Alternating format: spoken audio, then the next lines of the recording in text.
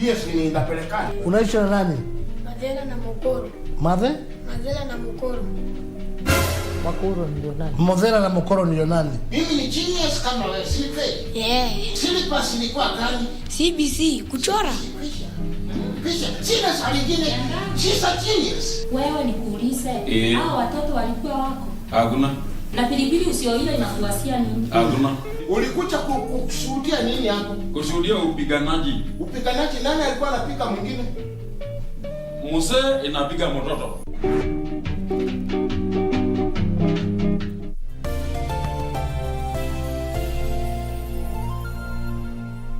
If you are a holder of any unclaimed financial assets, surrender all unclaimed financial assets in your possession to the Unclaimed Financial Assets Authority, UFAA, today without having to pay interest or penalties. Take advantage of the Finance Act 2022 moratorium on penalties and interests.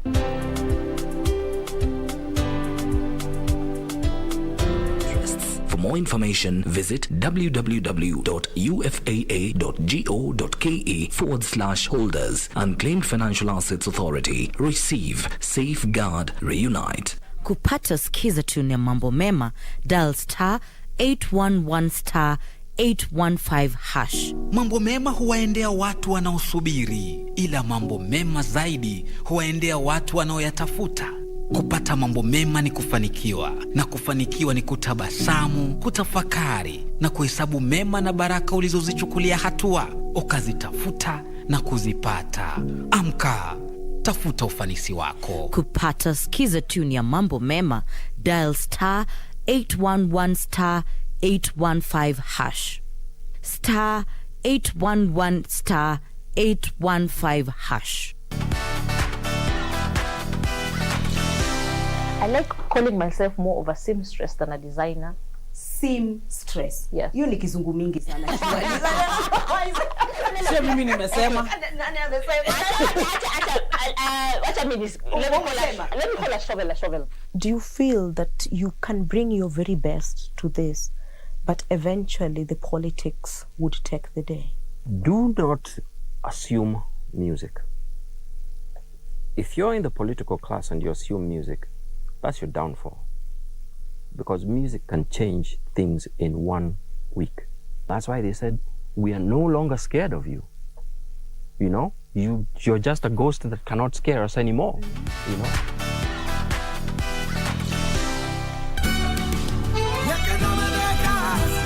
What if that girl is real? Hi, man. Why don't you find out what's going on? Look, what if this happens again when you're on your own or you're driving? It could be dangerous. But the truth is, I'm starting to have feelings for Angelica. I can't manipulate Angelica, and I need to have your father with a woman that I can totally manipulate. My brother Rene is pretending to be Eugenio Sandoval, Valentina's fiancé.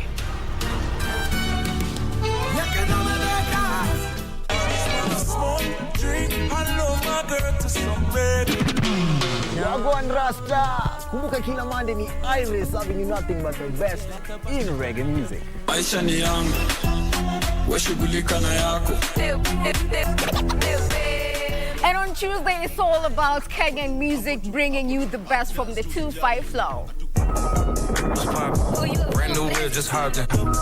And of course, to all you hip-hop heads, we've got you covered each and every Wednesday. Not forgetting, we've got some R&B on the side. Let me a jiggle, let me see, and let me see the woman that is with me. Now, every Thursday, tunavuka border across Africa to bring you nothing but the best for Afro Thursday. Ready for burn up warning, someone's playing. And on Friday, we do it live with me, Emily Mbai. And me, DJ Koljax, on the ones and twos. Not forgetting DJ_Lizadiva Pale Pia. Make sure you get interactive from 4:30 to 6 p.m. Hashtag KBC Club 1.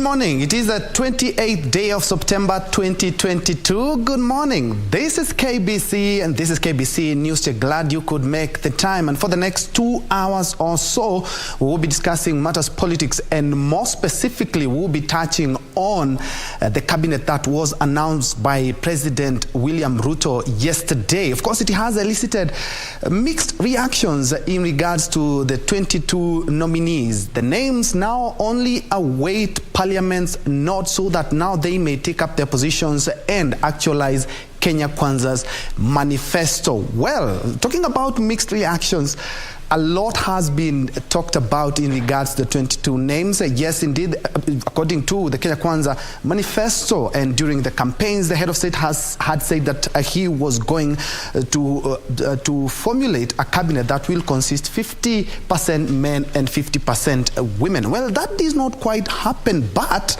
he did actualize the 2/3 gender rule. And if you look at the expanded cabinet, you will find that at least 10 women were nominated for those positions. That will form the basis of our discussion, and I would like you to be part of this conversation. We are live from the broadcasting house and also on all our social media platforms.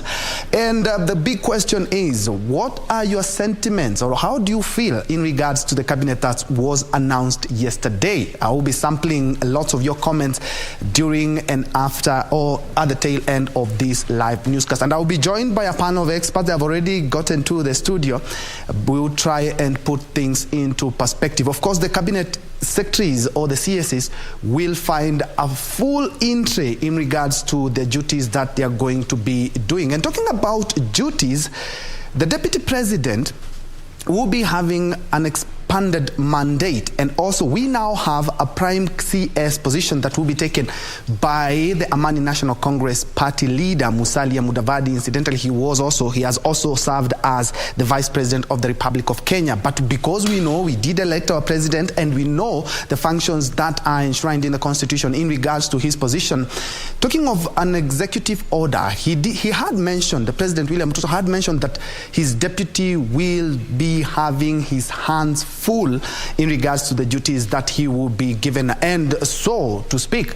And that did happen, yes, yesterday. But before we note some of actually the roles of the deputy president in the expanded roles or mandate that he was given by the president, Article 147 of the Constitution talks about the duties of the deputy president. Before we look at the new roles that he will be doing on top of his roles, let's just delve into the Constitution. The first role of the deputy president shall be the principal assistant to the president and shall deputize for the president in the execution of the president's function. The second one, the deputy president shall perform the functions conferred the Constitution and any other function of the president as the president may duly assign. The deputy president of course shall not hold any other public or state office. That is what the Constitution talked about. But the president had indicated that he wouldn't want a deputy like the one in the fourth regime. He wants the deputy's hands to be quite full, and indeed there are. These are some of the duties that the head of state mandated his deputy to be doing. Those are the roles of the deputy president. Rigathi Gachagua will liaise with the Constitutional Commission, independent offices in the matter that require intervention by the national government, budgets, formulation and implementation of recommendation. His second role will be coordinating the plan and supervise the implementation of development partners funded programs and projects. He will also oversee public sector reforms and any other functions assigned by the head of state.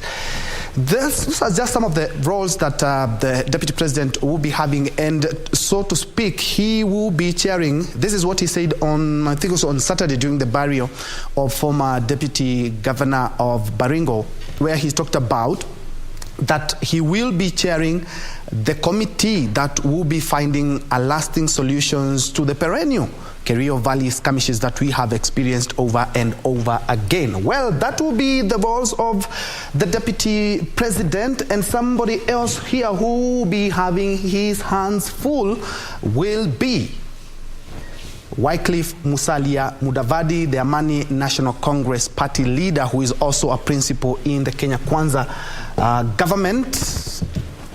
Okay. All right.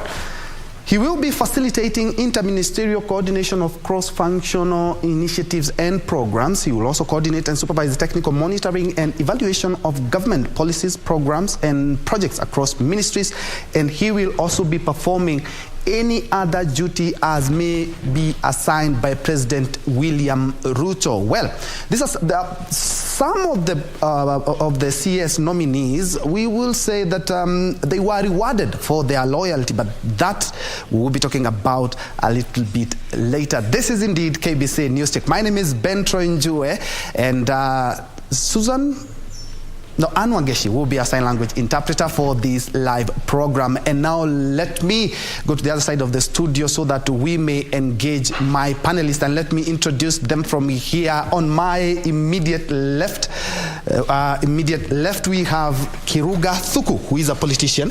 Karibu sana Thuku. Asante sana. Just next to him, we have Engineer Crispus Wadhiba, who is a governance and policy expert, also an infrastructure projects consultant. Karibu sana, Engineer. Thank you so much. Just next to him is an education specialist and governance and leadership expert. We have Mwalimu Peter Amunga. Karibu sana, Peter. Ashkuru. Gentlemen, karibuni. Thank you so much. And thanks for making time. Let me begin with Peter, because we had a conversation just before the election. And you are very confident that President William Ruto, then the deputy, will clinch the day. Yes. You had no doubt. No doubt. The strategy that was involved, the mechanism, the narrative he was selling, the friends he made. And I do a lot of work for Musalia as a team, and the fact that he managed to get Musalia and Wetangula on his side, from the western side of the country, that was the game changer. Actually, what we call the earthquake, what somebody called the earthquake, was the real earthquake. William Ruto won with around 270,000 votes. That's almost what he got actually in western region. So those votes are what he needed.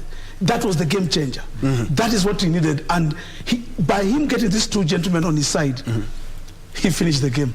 Game shot. Well. Indeed, it's game shot, because he is now the head of state and government as well. Now, Engineer, let me come to you. You are a governance expert. You have been to counties. You have also vied for positions in counties. And you know what constitutes a cabinet and what should be looked into for anyone who wants to formulate a cabinet, including at the county levels. What do you make of the president's cabinet nominees? Well, it's a mix of experience, new players in the political scene, people who have worked in government, people who have not worked in government at all, young, a bit of old here and there. But it's a total shift from our traditional character and nature of cabinet. We have, I think the only persons who have served in any government are probably three: Monica, Chirchir, and Chilugoi. The rest have never had any experience in terms of being in government, in cabinet. There are some people who are coming as technocrats. Mercy Wanjui, or the cabinet secretary, the Rebecca Miano, Kenji MD. Those are people who we can say are technocrats. The Minister for Treasury, Professor Ndungu. Those are people who are really professional in their area of expertise. We have newcomers, the proposed Cabinet Secretary for Health, and the one for Tourism, people who we don't have any past experience in terms of public service. We have the proposed nominee for Education, who has been a former MP, vied for governor, who had worked in the public service for some time. So we have a mix of character and nature in terms of the kind of cabinet we have. So I'm looking forward to a cabinet where there are people who will take time to catch up, while others will be given the opportunity to mentor the new ones who have come in. There are those who have an opportunity to have served in all governments, like Musalia Mudavadi, and therefore they'll be able to provide the stewardship that is required. My only concern and desire is that there should be a very clear line of responsibility between that of Musalia Mudavadi and Rigathi Gachagua, so that we don't see any conflict, because there seems to be a gray area in terms of responsibility, and we must be very clear in mind. This is what Rigathi will do, this is what Mudavadi will do, so that we don't have any conflict. And it's like you've picked my mind, because at the end of the day, we in the previous governments, we didn't have the position that Musalia is now occupying. And looking at what the head of state talked about in regards to extending the mandate of the deputy president, more or less seems more similar to that of the, but we will be looking at, at that. Thuku, you are very keen to look at the president nominees. Of course, there are a lot of things that he had to look at. What do you make of the cabinet nominees? Of course, like my colleagues have pointed out, it's a mix of different capacities. It's a mix of different talents, and going by the history of our president, of course, he's someone who believes in giving people a chance. I tend to believe, because he's very keen, I tend to believe we gotten one of the best cabinets any country can get, and the jury is out. But what I want to believe, because I was involved in our campaigns here and there at the grassroots, and of course I used to hear the promises that our new president and his deputy, and of course the other politicians aligned to Kenya Kwanza used to make. What one can deduce is that already, even before he formed the cabinet, he had already started implementing some of the promises, like the appointment of the judges in the judiciary, of course making the police department independent. So what one can see is that even the other promises, like the bottom-up economic model, definitely they will be executed. Also, remember the president have promised, there will be an overhaul of the health system. So also there will be a review of our education system. Okay, we will be going to the entry, because the cabinet nominees just need a nod from Parliament, so that they may take office and begin to actualize the Kenya Kwanza manifesto. And talking about Kenya Kwanza manifesto, maybe I can conclude a bit by saying, the president, in line with his character, has kept his promise. He has brought a cabinet that can clearly be said to be the face of Kenya. And like my friend said, getting hold of Western, also Coast. Some of these areas, he may look like he lost, but of course he did his mathematics very well, because those votes he was able to price from the other side are the ones that, the way we say 50 plus 1. That plus 1 was very important for him, and he hit it right. Indeed. And Amunga, looking at the names that were fronted yesterday, and looking at some of the promises that, just like Bathuku has talked about, yes, indeed, he was not able to actualize some of the things that he had promised, because we do not have the half cabinet, the 50%, but we have the 2/3 gender rule. He has observed that. And looking at the 3 ladies who are added into the cabinet as advisors, is more or less, he's almost hitting what he talked about. But away from that, looking at the list of the names, let's be very honest, and I'm not being the devil's advocate here, but he has really rewarded those people who stood with him. Yes. And some people just played some, I would say, some calculated risk. Somebody like Alfred Mutua has jumped ship the last minute. Someone like the new AG now, Justin Muturi, has talked about that I will be the president, and then the last minute he decides to jump ship and go to Kenya Kwanza. Yes. Indeed, he has rewarded his cronies. He has rewarded them. You see, even when you talk about the ladies, like say the lady from Kilifi, the new minister, the former governor of Kilifi, you discover she stood with the president. These people who have sacrificed for the president. Just the way Rigathi Gachagua speaks, and normally he says it very clearly, some of them paid a price. Many times when William Ruto will stand up during his campaign meetings or his church functions, he'll say it very clearly. He'll say, this person stood with me, and in due time, I'll reward this person. This person will be rewarded. He has rewarded Mount Kenya region because most of the votes he got. William Ruto is the president of this country because Mount Kenya decided to stand with him. The mountain became too slippery for the other side. So because the mountain clearly made a decision that it is William Samoei Ruto, he became the president. And I believe people like Alice Wahome, people like Dinyoro, people like Moses Kuria, these gentlemen showed the zeal because they were going against a person who was already the president, who was an established government, and they made it clear, we are not standing with you, sir, we will go with William Ruto. So it is true, William Ruto has rewarded people who stood with him. And to me, that is a great point. It shows that he's a man of his word. It shows that he's a man of his bond. You see, the reason why Raila Odinga has had problems and why I believe he's never clinched the presidency is because he makes enemies very quickly.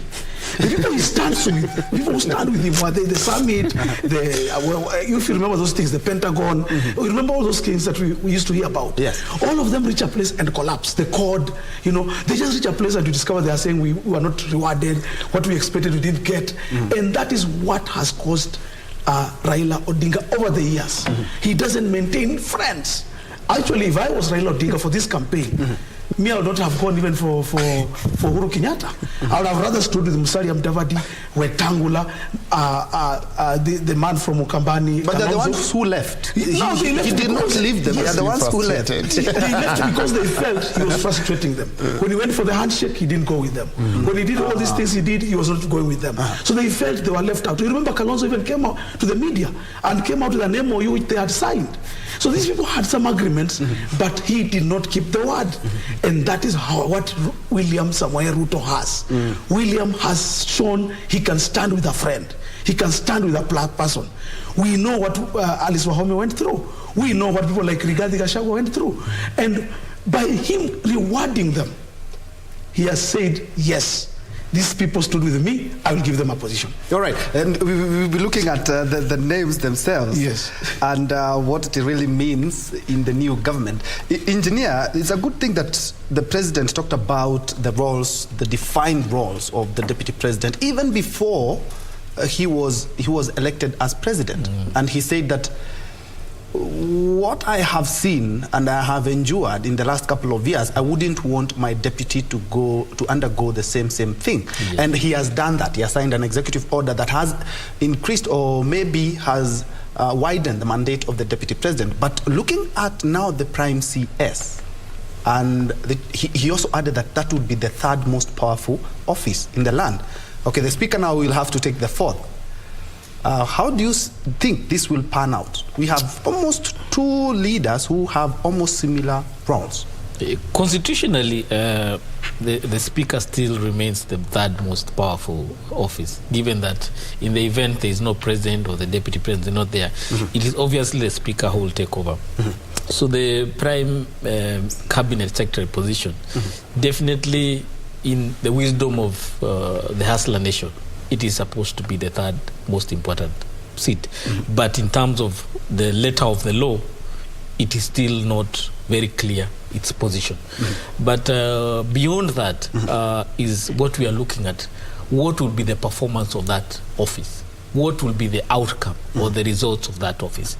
So for me, I would be very cautious in terms of trying to define the role of that office in comparison of that of the deputy president, because clearly you can see where there are a bit of conflicts here and there. So for my interest as a citizen, I would want, and to avoidance of the kind of conflicts we have seen in other areas where even during the handshake or even before that, a bit of clarity And if it means the Parliament coming to legislate something to make sure that this position is very well defined, that would be so that we avoid because Mudavadi, if you look at the votes that have made President Ruto president, are from the western side. Yet also we have 2.9 million votes that came from the Mount Kenya region. So everybody is commanding this presidency one way or another. So what we need to do is that everybody is given is clearly defined roles so that we don't have an issue of saying mimi ndio nilikuleta hapa, mimi ndio nilifikisha hapa. You know, those kind of scenarios. Because we definitely, these are all powerful men. They all have ambitions. We don't know what they are thinking beyond 2032. We don't know how it will pan out 2027. We don't know if the Mount Kenya vote will be on the other side. We need to be very careful in terms of how we navigate the next 5 years. But it is important that to realize, to appreciate that Ruto is a man of his word. Whatever he promised, he has delivered. And I believe by just reflecting on the cabinet, the fact that he's been able to reward those who stood with him, even the voter, the millions of Kenyans who voted for him, can also be assured that the promises that were made will be fulfilled. The Hustler Fund will come through. The cost of living will come down. The more devolution of funds will come through. So it's upon us as Kenyans to be ready to be the working nation, because yes, he can do all that, but if you are not ready to work, these things will not bear fruit. So it's our responsibility also as a country to be ready to pay our taxes, as he has said, reduce on corruption, be honest servants of this republic, and be able to put our effort in terms of what is required of us. It's not just about Ruto doing his part and his cabinet. Even us as citizens, the MCAs, the MPs, the governors, all of them have a responsibility. And because you're a devolution expert, I will be coming to you with the question, are you surprised that the devolution ministry has been scrapped off? The kid is only 10 years old. Yes. Are you surprised? But hold the thought. Okay. Let's hear from Thuku how Ruto really had a very delicate balancing act in terms of regional balance, and Kenya being a country where we really do look at regions, tribes, but what would you say in regards to how he was able to balance the region? 55% of the cabinet slots did go to Mount Kenya and the Rift, that is 12 cabinet slots. Okay. You know, one thing you realize about our president, and this he kept insisting on throughout the campaign period, he is goal-oriented. So everyone in his team, they first must stop seeing themselves, quote-unquote, as representing their tribes or their regions. The president was able to inculcate in all of us who are supporting him during the campaigns that the major goal of the government he is bringing, it is not about this tribe against the other tribe. And he kept insisting this until it is sunk into us. It is about bottom up. It is about... But Thuku, without due respect, is that Kenyans, in everything that you look at in terms of sharing the national cake, we have to look at the regional balance. I don't refuse, but you see, the deputy president, Rigathi Gachagua, and our president, William Ruto, they crafted that manifesto, they crafted that vision that they sold to Kenyans. Isn't it so? So, as much as you say that Kenyans have a way of looking, I don't know, into tribes, that is what Jubilee tried. That's the card Jubilee tried to play on us, and they lost terribly. So Kenyans know they voted for certain promises from this president and his deputy and the government, and I'm telling you, people are no longer interested, because after all, Kenyans have realized our problems do not choose whether you are a Kikuyu, whether you are a Kalenjin, whether you are a Luo. We have identical problems. For example, right now, our country some regions are going through a very bad period of hunger. So it's not choosing which tribe you belong to. No. So I think we haven't gotten the my point is this. I've gotten it very clearly. The president has, managed to bring the country together to pursue certain goals that override the consideration for whichever region people come from, whichever tribes people come from, and that's a very good thing, because that will even more bring cohesion of this, the cohesion of our country together. Yeah, I think just to add on what Thuku is saying is that from the hustler narrative, we have now shifted from the tribal regional narrative that we've been preoccupied with to a narrative about our economic well-being is our identity.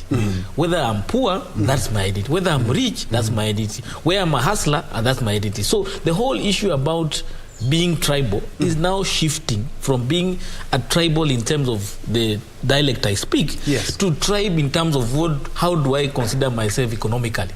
Where do I place myself in this economic structure? Am I among the rich? Am I among the poor? Even if I'm rich, who am I? You can also be rich, but you're a hustler. You could be poor, but you're also not considering yourself a hustler. So people are not going to identify themselves in terms of economic position, not in terms of tribal position. But I think what I got from the question is the regional balance. The regional balance, not tribes. Not tribe now. The regional balancing, if you look at the cabinet that we have been given, you can see actually there's an attempt at regional balancing. Yes, and let me just, for clarity, is that the Mount Kenya and the Rift Valley have 12 positions. Western region has 3, coast, Western region and the coast have 3, while Nyanza, Eastern and the coast have 2 slots. Northeastern has 1 position. Yes. So that balancing, we can't run away from it. Yes, I agree. I agree with my 2 colleagues that the hustler narrative was able to unite us. It was able to unite the people who voted for William Ruto. They did it without the issue of who is our tribe but the regional balancing must always come in terms of whatever we do in this country. Actually, it's even in the constitution right now that we have to balance the gender issue and the regional issue. Is now a matter that's actually talked about in the National Cohesion Commission, whereby we must look at how many people have come, say, from the northern frontier, how many people have come from the south, from the western part of the country, how many have come from the central, the mid-rift and the central part of the country, and how many are from the coast. And if you look at the way, I believe the reason why Ruto took some time to craft his cabinet was because of this issue of regional balancing. It must have taken him a lot of time, because he needed to get his appointment in the coast, he needs his appointment in the western, and you see what he has done. From the look of the way he has done his thing, he actually looked for the people who he knows he can work with. Yes, as a country, we must move forward from looking at our tribe. But we can't run away from the fact that we come from certain regions. That's the biggest problem with us, that we will always talk about, I come from Western region, I come from the coast region. That thing will have to go in for some time. But I am happy that the narrative of the hustler was a great narrative. But the question people are asking, and I'll ask my colleagues also, and people will help me, the people around there are asking, where is the Mama Mboga in this cabinet? Where is the border guy? And you see, as much as we sold to Kenyans the narrative of hustler, we missed out. We seem to have missed out on this one. That the Mama Mboga, the person we thought ule mtu wa kawaida, maybe somebody on MC or somebody would have just come from somewhere, I don't know, and would have just said, this guy has taken, he has been a border, he has been this. When you look at the face of that cabinet, most of them, as we say, yes, they are technocrats, yes, they are all these things, but we know there are professionals, people who have degrees, who are riding border. Yes. We know there are Mama Mbogas. I know people during the COVID time, people took their cars and they were using people were professional, middle class people. People went to school properly. And they got into Mboga business. We needed to see a person who will say, I did Mboga business in Nairobi West or in South B or in Kakamega, and I have been given a position. That is the only thing that this cabinet seems to lack. We are lacking that person that we would have said, this is the Mama Mboga. Like the Toto we had of Bomet, a young girl, we said she used to sell mutumba, what, then she was elected. We needed a face of a person like that one in cabinet. But you see, when you have Musalia Mudavadi, that's a person who has made it in life.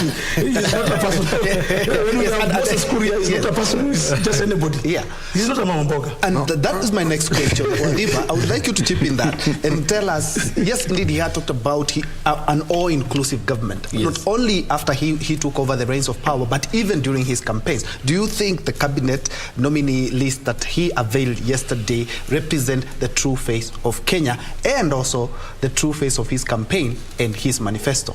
Remember, Ruto has only 5 years. The term he has been given is 5 years to perform. 2027, 2032, he will come back to seek re-election. So therefore, he cannot gamble so much with people who don't have the expertise and experience to run government. So for the 22 positions, he has banked on some expertise. I am very confident that the CASs, which I'm sure through the public participation process will be validated, and he will be able to be given an opportunity to appoint some of the CASs. And that's where we should ask him, where is Mamamboga? Because at the CAS position, a minister can be able to mentor somebody to be able to navigate the public administration business. But for now, I wouldn't be hold him so much if there was no Mamamboga in cabinet.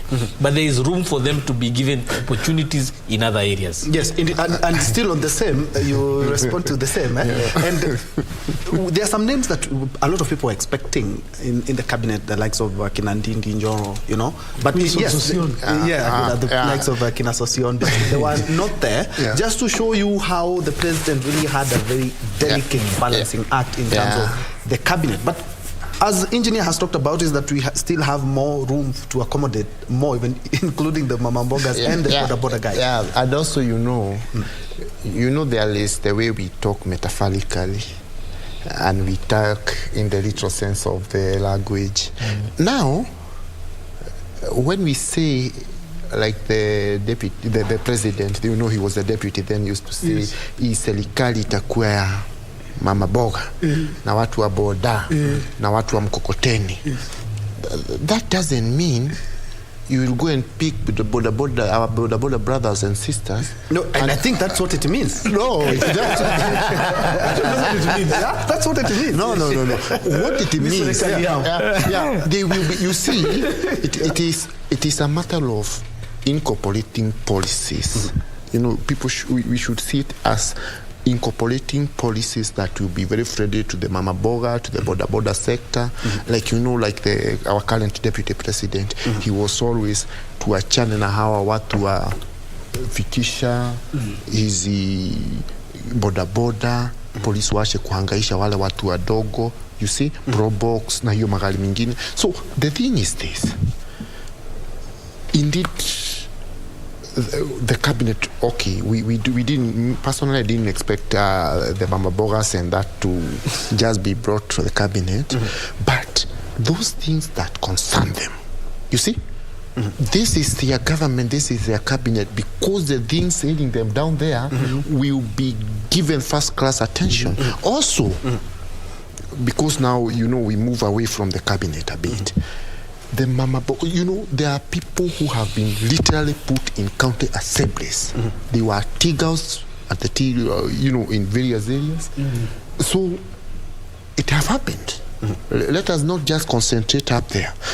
And in composition of governments world over, presidents, whether it's Obama, whether it's Tony Blair, whether it is any other president, you want to bring, and the constitution allows, you want to bring on board people who don't come today, then tomorrow they are contradicting your policies. You remember the Nusumkata government, or you could hear ministers contradicting the president in various and other meetings. But honestly, I'm quite sure a lot of Mamambogas and a lot of the border guys will feel left out.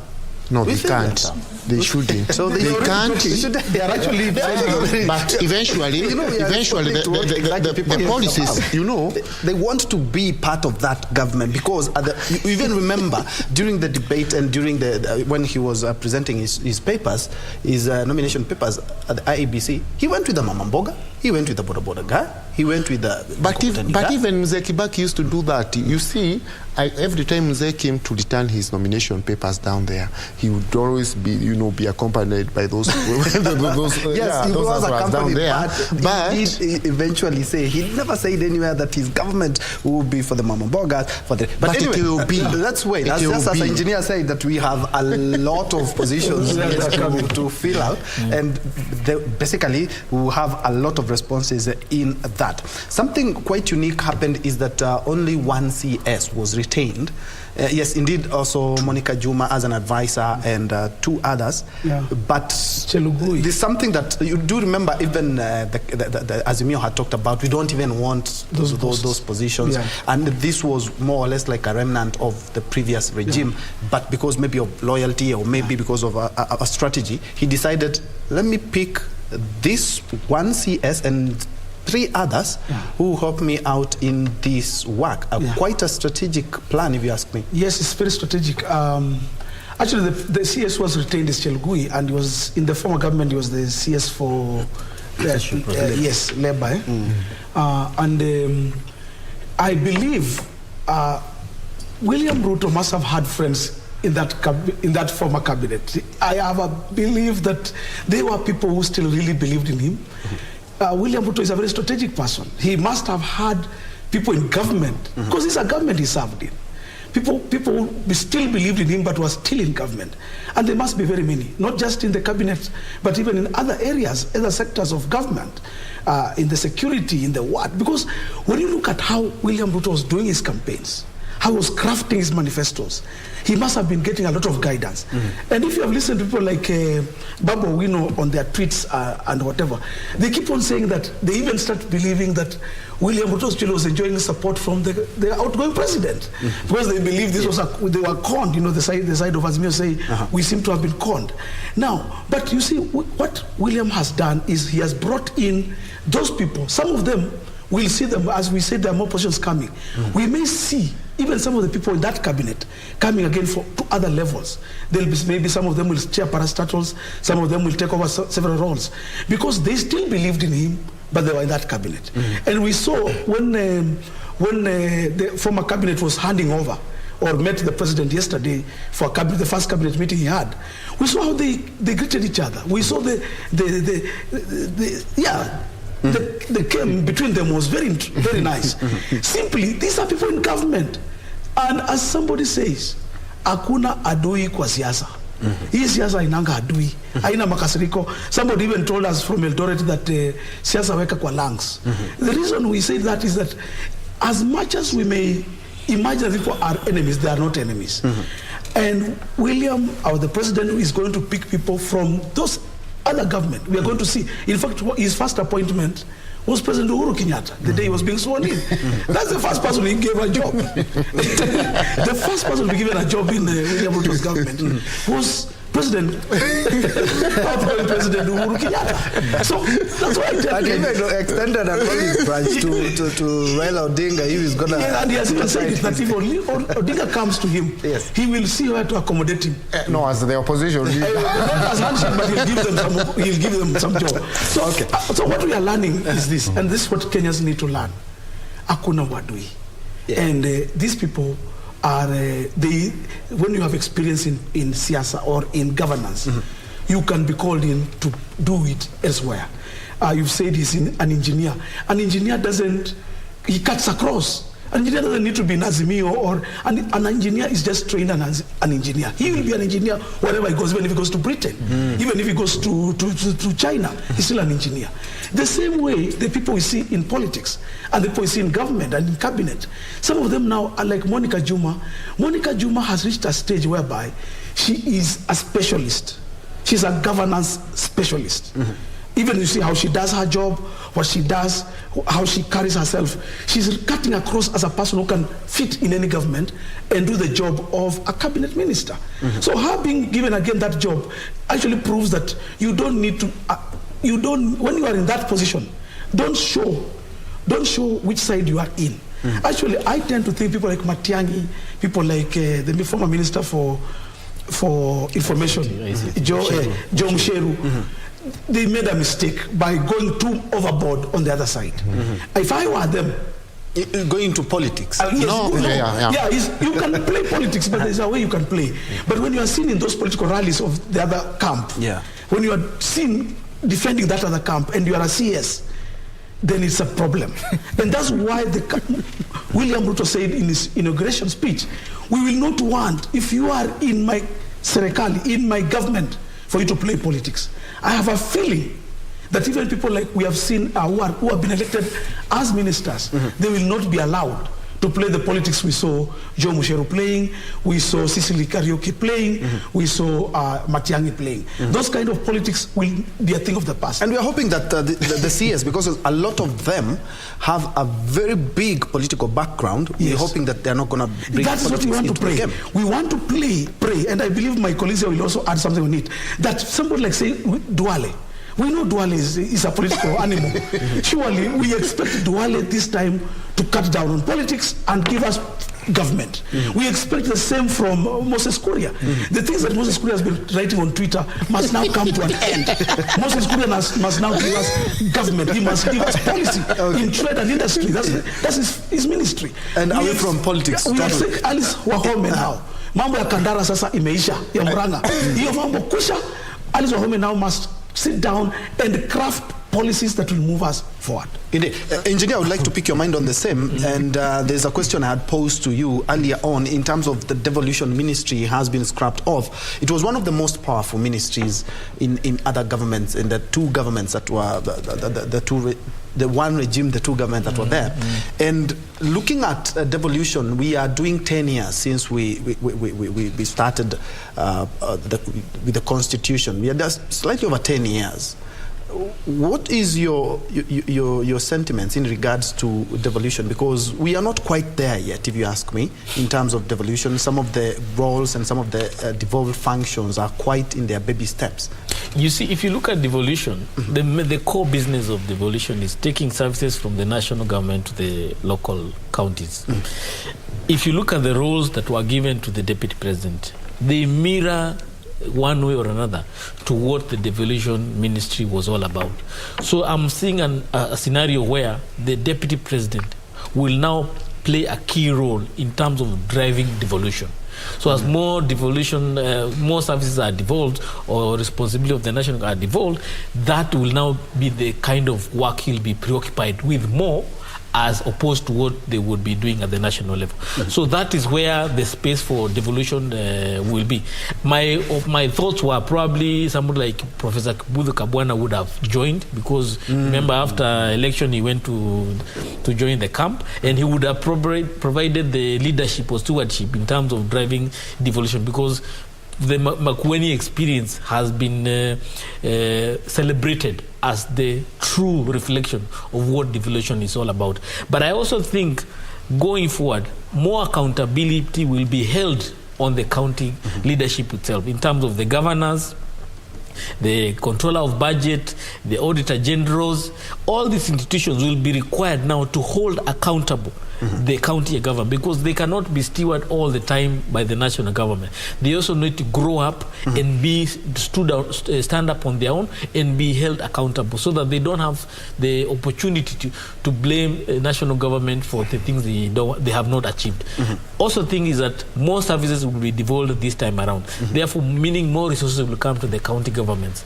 So it's upon now these county institutions to be able to deliver on their promise, and this promise is hedged also on the Hustler Nation promise of, for example, the Hustler Fund, which is now going to be devolved up to the ward level. That's where it will be distributed from.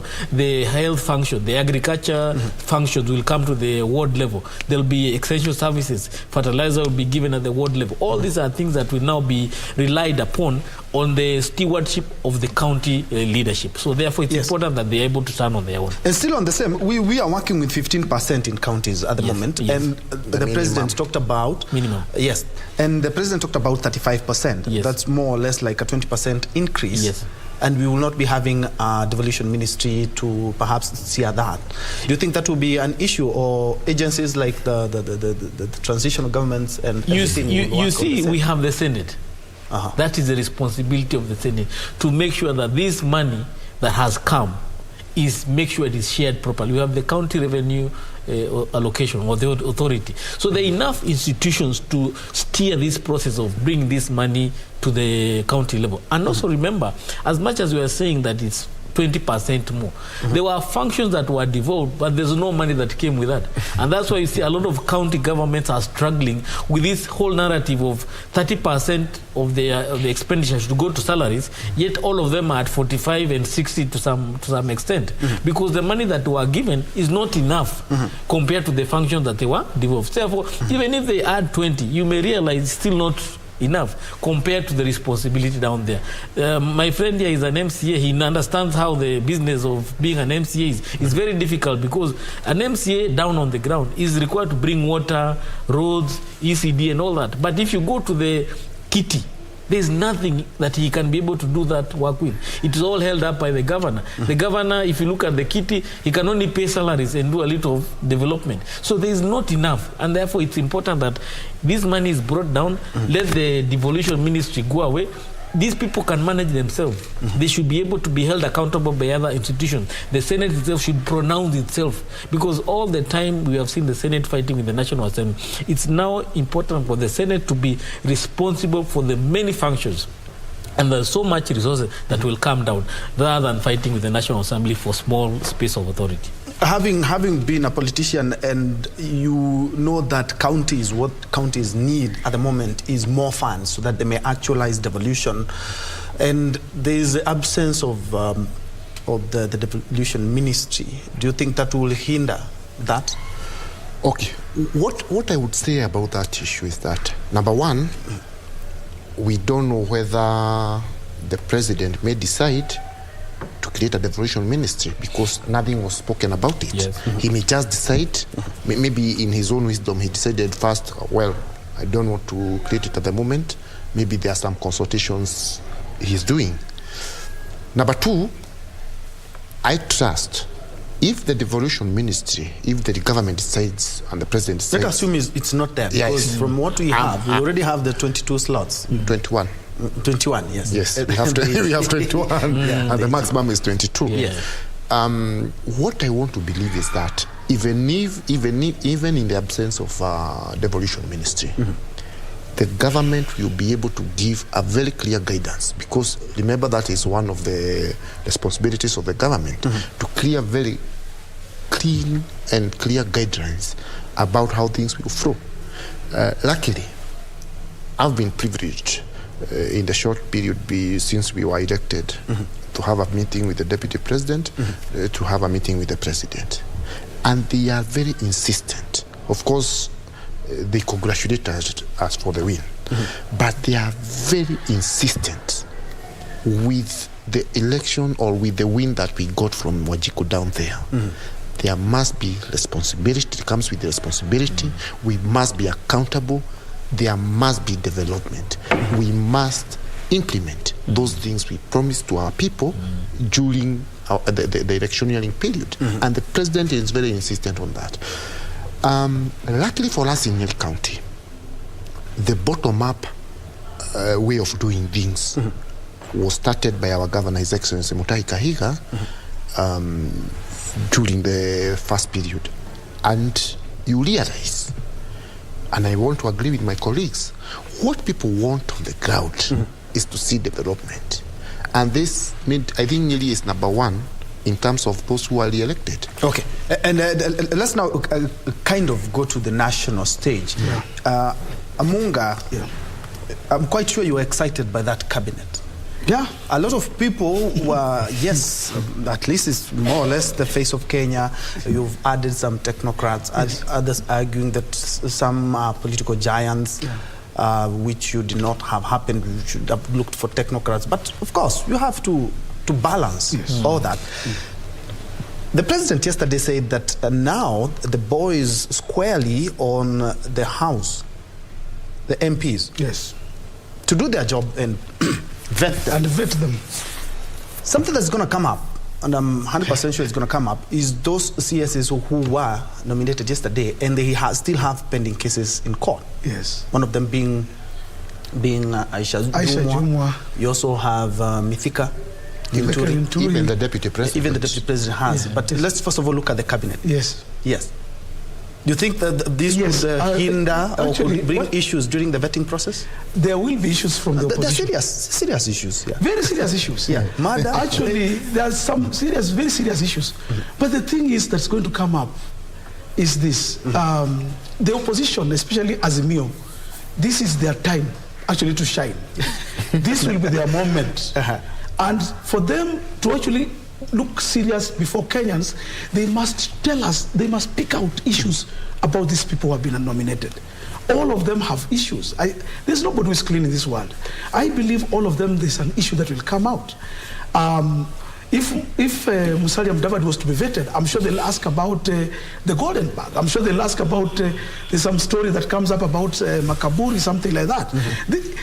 If Moses Kuria will go there, I believe there are many questions that Moses Kuria has faced so many. Forgotten about Moses Kuria has so many cases. Yes. Some to do even with the peace and stability of the country. There are times he has insulted. Those cases, some of them are still before the courts. They will appear there, and we have to see the opposition raise issues about these people. And those questions are important. It is good for the country. It is important that people are prove to us that they are innocent, or that they are clean. But what I can assure our viewers, and I can assure Kenyans, is this: whatever cases these people have, they will sail through the parliament. It doesn't matter whether they have murdered, whether they murdered someone or stole something. It doesn't matter. But that will water down what the head of state talked about following the rule of law and having a clean and lean cabinet. The thing that comes out now, these are political animals. At the end of the day, all the people that we are talking about, especially the ones whose questions will be raised about them, were either members of parliament in the last parliament. The colleagues who are interviewing them or who are going to vet them are their colleagues. These are political animals. They know how to survive. They know where to move, who to talk to. By the time the vetting comes, you can be sure Aisha Juma will have reached out to her colleagues, the ones who are in parliament, who are going to be vetting her. And I'm sure they'll have come up with their way to work it out through. There may be one question or two, but by the time the question comes, it will be countered also very heavily. If somebody will ask them, prove it. If you are the first one who has not sinned, throw the first stone. They'll also be told those kind of things. So because of that, and this is being our country, Kenya, we know each other, we know how we have managed. I believe all our politicians who have been selected to become cabinet secretaries, and some will be selected for other works, they will make it through the vetting process. And I want to give examples just before I finish. We saw in the last parliament, in the last cabinet, when Uhuru Kenyatta named his cabinet, there were many questions. In fact, there were questions about even somebody who was going to become the ambassador in South Korea. And the parliament vetted and said, this lady, she cannot go to South Korea because she has dual citizenship. The name was, I can't remember her name very well. I do remember. Yeah, a lady like this. And this lady, parliament said she cannot, they refused to... Yes, Mwinzi. Mwinzi, yes. And that lady, but you know what? She ended up going to South Korea, and she's still there as I speak. Yes, it's true. She's still there in South Korea as I speak this moment. So it doesn't really matter sometimes, my brothers and sisters as Kenyans, what really this vetting process is all about. It's a political process, and political things are done politically. There is a lot of consensus, there's a lot of giving in and giving out, there are a lot of things that these people agree on. So we have to accept that once the president has made a pronunciation, that these people, I want them in cabinet, they will be in cabinet. And the good thing that the president also enjoys is that he has a majority in parliament. He has already managed those ones who are independent candidates. He has those ones from other periphery parties that were in Azimio. So I can say the president enjoys majority in Parliament. So once he makes a decision, he'll also meet his MPs. He'll tell them, these are the people I chose. You guys make sure they go through. They will go through. Engineer, let's look at the cabinet. So the people that are now going to be representing the president in the various duties and the various dockets that they have been given. The blend of the names, the nominee list. It has seasoned politicians, it has technocrats, and some youth here and there. I would like you to pick your mind on the cabinet. Well, because looking at some of the comments that we have seen on social media, talking about, indeed, there are some youthful faces like the health CS, who has been given quite a token. Yeah. Perhaps looking at Susan Wafula, some have said on social media, looking at the house, she is cute. Tumepona tayari. Tumepona tayari. But the issue is, this is one of the most powerful dockets. We are just from COVID, and we are keeping a keen eye on the Ebola situation in Uganda. Yes, you remember even during COVID, it's not the strength of the ministry that help us to navigate. It is the charisma that Mutahi Kagwe always came with that help us to navigate through this pandemic. Yes. So I think even Susan has an opportunity to help cure a lot of mental health issues that men are going through. So I believe the person, the nature of the person nominated is also very important. Yes. You also need a face that men and women can look forward to in terms of seeing on TV and hearing from. But besides that, if you look at let's start with Monica. Monica is bringing expertise in terms of governance, in terms of public service. She also have a lot of experience in terms of strategic issues of relating to our neighbors. She's somebody who has served in the AU. She was in the Foreign Affairs Office. Now she came to the Energy Ministry. So I believe this is somebody who is being prepared probably to take over from Joseph Kinyua, who has been there in terms of the head of public service. So probably that is a position that Monica, or the space Monica will take over, or be able to navigate, not maybe in a direct capacity, but also help in terms of guiding the Ruto administration in terms of doing things the right way. Because there is, yes, the hustler narrative is excited, one of their own is there, but there is a way government operates. And it's important that we do things the right way. If you look at Justin Muturi, he's somebody who has been a speaker. He's gone to the Attorney General's office.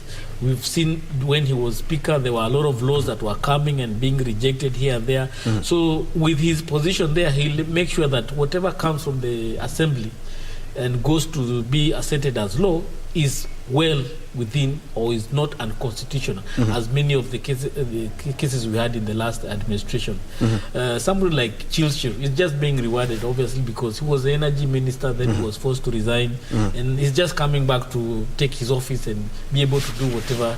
And I'd like you to hold the thought, because also there's something that unique happened is that seven of the nominees have a law background. We'll be looking at that, but my director informs me that we have to take a quick short break. But when we come back, I will also be sampling some of your responses in regards to the cabinet appointments yesterday by President William Ruto. So keep them coming.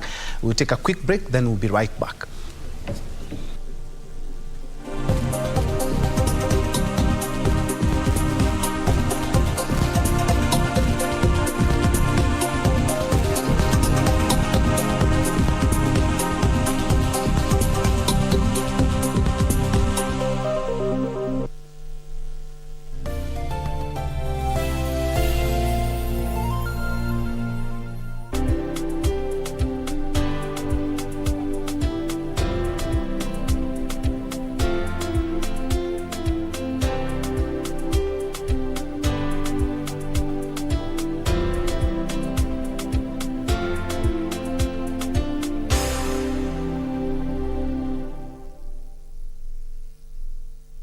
Are you a holder of unclaimed financial assets? Take advantage of the Finance Act 2022 moratorium on penalties and interests. Surrender any unclaimed financial assets in your possession today. Unclaimed Financial Assets Authority. Receive, safeguard, reunite. I like calling myself more of a seamstress than a designer. seamstress. Yes. Hiyo ni kizungu mingi sana. Sio mimi nimesema. Nani amesema? Let me call a shovel. Do you feel that you can bring your very best to this, but eventually the politics would take the day? Do not assume music. If you're in the political class and you assume music, that's your downfall. Because music can change things in 1 week. That's why they said, we are no longer scared of you. You know, you're just a ghost that cannot scare us anymore, you know.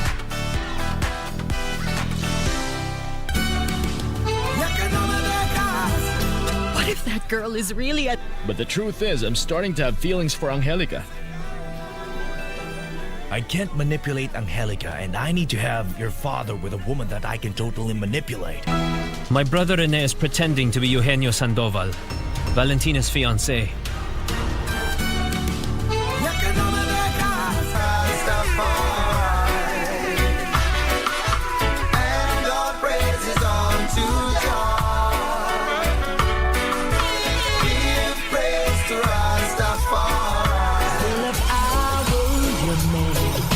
I'd make the impossible possible. And if you were my girl, our love would be so incredible. Just drop so much away, all the tears from my eyes. In times when the storms and the tides are raging high. Yeah, you are my African queen. I say you are the girl of my dreams. You take the way I never be.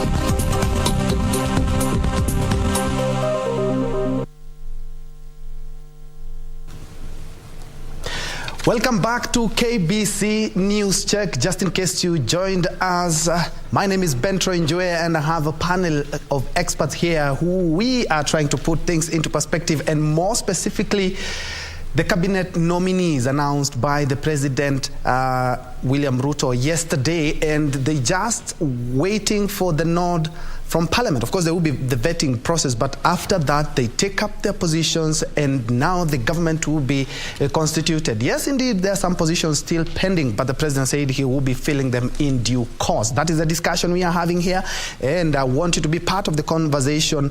What is your view or your sentiments in regards to the list of the cabinet nominees announced yesterday by the head of state? And of course, I will be sampling some of your responses here. I can see well explained, Mr. Kiruga. Isko Surume Reimo. Paul Kungu says, but policy implementation geared to benefit us without harassment from the dynasty-like. Okay. And then we also have it's an interesting one I had seen earlier on here. Of course, I'll be sampling them during this hour and also at the tail end of this show. We still have my panelist here. We have the MCA of Chinga in the great county of Nyeri, that is Kiruga Thuku. We have Engineer Crispus Wadiba, who is a governance and policy expert and also an infrastructure consultant. And also we have Peter Amunga, who is a governance and leadership expert. Gentlemen, karibuni tena. Asante sana. And we were with you when we were talking about there's something you were explaining, and apologies for having to cut. Yes, in. what I was trying to analyze that what he has done in terms of he has brought in what we call the public service expertise through Monica Juma. That's somebody who has both local and international expertise in terms of governance. Then you look at somebody like Chilshi. This is somebody they have worked together when he was in Uhuru Ruto government, although he was forced to leave because of the issues of corruption. Chilugui is somebody who has worked with him all along in the second term of Ruto, of Uhuru. Then you look at Mutua. This is somebody who has worked with Kibaki. He has been a governor in the last 2 terms. Now he's joining the government. So he's going to definitely support him in terms of public administration, in terms of public policy and all that. But also he has brought fresh blood into the system. With the people like Malonza of tourism, Susan of health. These are fresh characters that we are going to see in terms of government. Then we have the Mudavadi, obviously somebody who has been since late 90s in government, and he's still with us here. And also Regathe Gachagua has never been in cabinet, has never been a minister, he has never been, other than just being an MP. It's a good thing you pointed that out, that some people were quite green. Exactly. So we are going to really see a totally different kind of cabinet. What I'm hoping is that they will catch up as soon as possible, because also the cartels are still there. The cartels are still watching, and they may take advantage of their greenness. So we don't want them to be naive to the fact that being a hustler cabinet, they'll be immune from attempts by the cartels to come and take advantage of them. They need to remain committed to the hustler nation narrative, the doctrine about hustler, the ideals of the hustler movement. They have to be committed to that, because whatever they believe in is that everything will be available to the common man. What has been taken advantage by a few will not be available for many. If I do tender with government, it will not be about the few. It will be about the majority of us taking advantage and being able to participate in this economy. The challenges we have had with the other administration, only very few people would be able to exercise business or do business with government. The state capture issue was there. Now we want to see me and you, the kawaida people, being able to do business with government, being able to do business with ourselves. We want to see banks being able to do business with us, not looking at us with the mirror of CRB and all those things. We don't want KRA to harass us. If I cannot pay my taxes, let's sit down and talk. We don't want to see DCI being sent on me, EACC and all those things. That's the whole ideal about the hustler narrative. So all I can plead is that don't be naive that the cartels are not out there. The system is still not asleep. The system will wake up and may want to disorganize this. All right, I'll give you an opportunity, but first of all, let's cross over to the Serena Hotel. Today, International Day for Universal Access to Information, an event organized by the Media Council, and currently speaking is government spokesperson Colonel Cyrus Oguna. Let's hear what they have to say. The criticality of information as an empowerment tool cannot be overemphasized. And I'm delighted to join media stakeholders from within and outside in recognizing this day, whose theme is artificial intelligence, e-governance, and access to information. Universal access to information should imply that everyone has the right to seek, receive, and impart information. Access to information is more and more recognized as a prerequisite for sustainable development and for claiming human rights. Access to information is anchored on the Sustainable Development Goal number 16 that dwells on peace, justice, and strong institutions, and specifically Target 16.10 that provide for journalists as key players in the information ecosystem. It's also anchored in the Agenda 2030.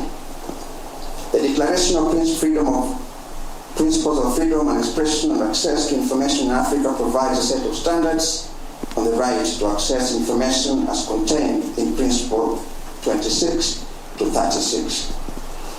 In Kenya, for instance, access to information is provided for under Article 35 of the Constitution and is actualized in the Access to Information Act 2016. Indeed, among the beneficiaries in the Act are journalists who use it as a tool for public interest journalism. We are lacking here in that we are a very open society, and the openness of our governance system is further anchored in the 2010 Constitution, which provides the government to publish and publicize any important information affecting the country. The citizen rights to information are set out in Article 34, which I already mentioned, which provide that every citizen has the right to access to information held by the state, information held by another person, and required for the exercise or protection of any right or fundamental freedom, that the state shall publish and publicize any important information affecting the nation. The unfettered enjoyment of these rights has made Kenya to be one of the global leaders in the Open Governance Partnership, which has been adopted in Kenya's National Action Plan on Open Governance number 3 and 4. To further operationalize this requirement, Kenya established Kenya Open Data Initiative in 2011 with the goal of making core government development, demographic, statistical, and expenditure data available in a useful digital format for researchers, policymakers, ICT developers, and the general public consumption.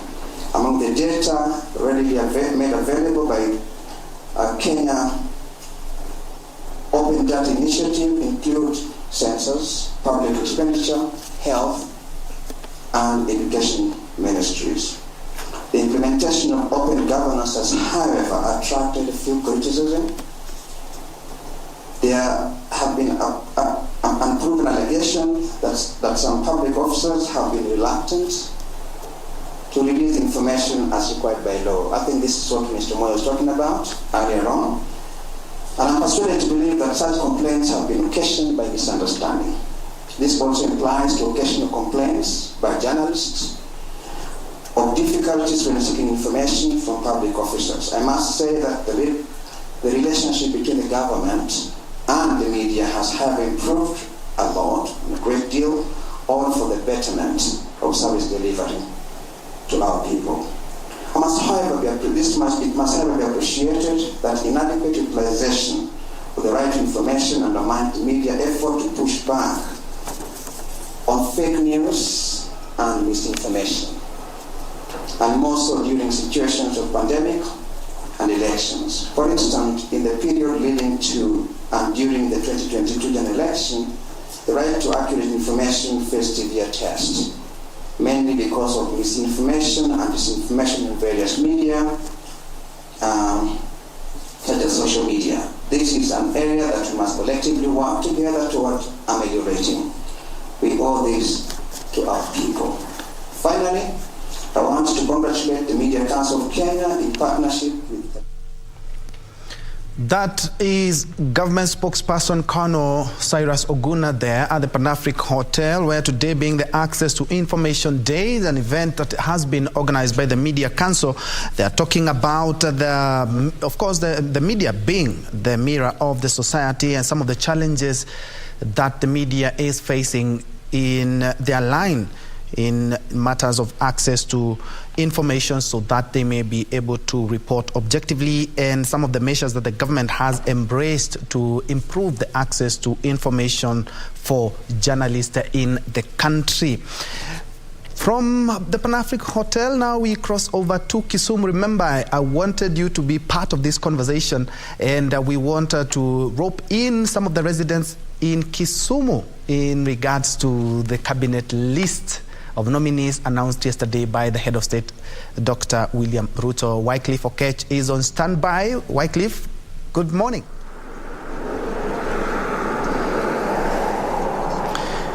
A very good morning to you, Troy Njue back in Nairobi. We are, of course, coming to you live from the lakeside city of Kisumu. It is quite sunny here. Yes, that is usually the weather here then, but we're just getting used to it that way. And just delving into the topic of the day, we know that the President, William Ruto, yesterday unveiled a list of nominees to the cabinet in people that he believes will be able to help him steer the country forward and help him deliver on his mandate. And that list actually people has elicited reactions from all corners of the country here, and Kisumu is not different. Just like that, I'm going to engage two gentlemen here who are residents of Kisumu, and of course they have a keen interest in the national politics, affairs that are developing nationally and locally here with regards to the list of nominees that was announced yesterday by His Excellency Dr. William Ruto. And just to begin with you, John Odenyo, I'm going to give you a chance to introduce yourself and you just give us your general feeling and opinion with regard to the list of nominees that was announced yesterday by His Excellency the President, Dr. William Ruto. Your name first? My name is John Odenyo. I'm the immediate former chairman of the UDA Kisumu County. I'm also a life member of UDA and a contestant for the just concluded elections at Kaleni Sharimoy Ward as an MCA. Now, I believe that the President, His Excellency Dr. William Samoei Ruto, made a very professional selection of his first cabinet because he has blended political figures with deep professionals. For example, the Minister of Health, the lady has worked with international organizations, and we believe she is bringing in experience to the health sector as an overseer of the implementers, and so she doesn't have to be a doctor.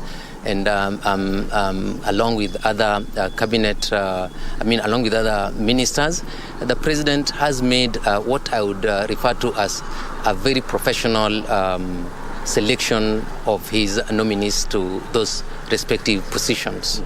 We have had friends calling me from all over Luo Nyanza asking me about the blend of political figures and professionals. And I know, because I have worked fairly closely with the President when he was Deputy President.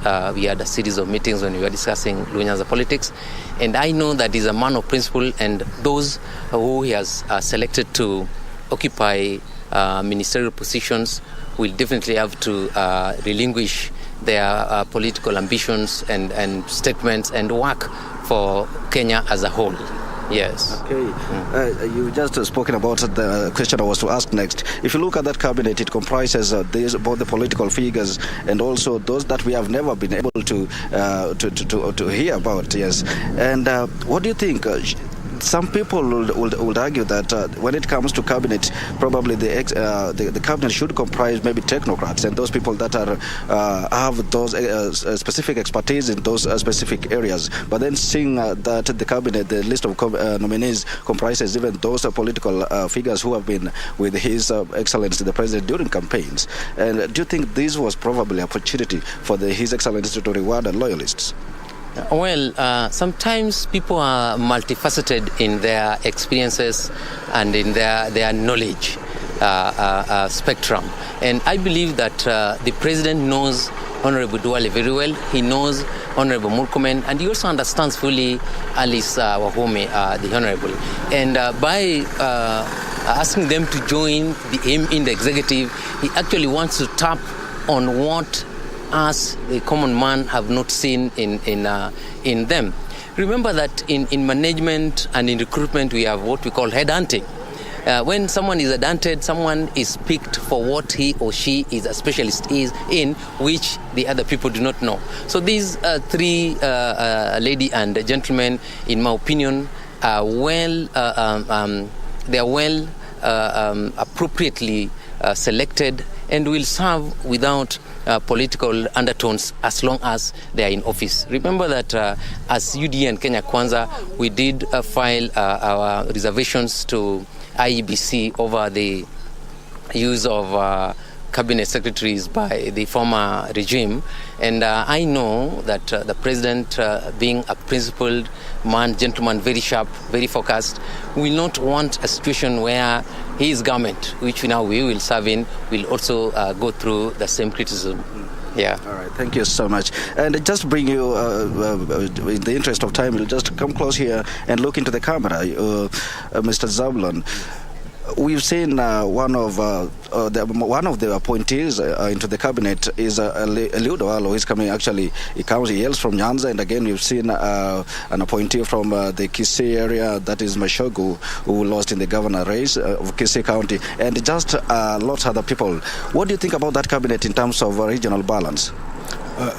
In terms of the regional balance is not fairly met, in my opinion, and I think in Luo Nyanza, most of the people in Luo Nyanza were in Azimio, so it is fair for him to only distribute. It is fair for him to only distribute the cabinet positions depending on the number of support he got. So we cannot castigate the president on that. To me, it is generally fair, and he's done it as his capacity cooled. Okay. Yes. Thank you so much. Ben Trenjue, those are some of the comments from the Lakeside County, or the city of Kisumu here, just giving the opinions on the regards with the cabinet list that was unveiled yesterday by His Excellency, the President, Dr. William Ruto. Like you've heard them mention that they have a close association with the UDA party. Actually, UDA party is not quite prevalent in Nyanza here, given that one of the key challengers to Ruto in the August 9 presidential poll, that is Raila Odinga, is regarded as the de facto leader here in Nyanza. And then now that UDA was infiltrating into this area, the two gentlemen that have engaged are the people who are actually paved the way for the UDA party in this region. And the opinion is that the decision by the president to list, or rather to create a cabinet list that is a mixture of the political players and the technocrats will allow him to deliver on his agenda to the Republic of Kenya. And more so, you've also heard the mention that the decision by His Excellency to hand some slots to some people from the Luo Nyanza is a way to bring that sort of regional balance as is required, given that the president is one of the symbols of national unity. Well, Troy, that is it from this end, and we'll continue to engage residents from this region here. And for now, let me just hand it back to you so that you can continue with that discussion in studio. Troy. Thank you so much, Wycliffe, for catch there in the streets of Kisumu. They're engaging two gentlemen here in regards, or their feel in regards to the cabinet appointments yesterday by the head of state. And they have talked about, indeed, looking at Nyanza. It has also gotten a couple of CSs, which Raila Odinga being the de facto leader there, as Wycliffe has put it. And let's now go back to the studio discussion, where we are looking at now the cabinet CSs, or the CSs, the CS nominees, as announced yesterday, and the in-tray. Looking at 7 of them have a law or a legal background. Some of them have been advocates of the High Court. Some are lawyers. Just maybe that is a way of ensuring that the government or the ministries do not run into any unlawful practices. But let me hear what my panelists have to say here, and I'll begin with you, Thuku, who is an MCA in Chinga, Nyeri County. The president yesterday talked about he wants now Parliament to be done with the vetting process so that the CSs can get down to work. And talking about getting down to work, several of them have a legal background. Maybe this is a strategy to avoid the legal loopholes that ministries have forever faced previously.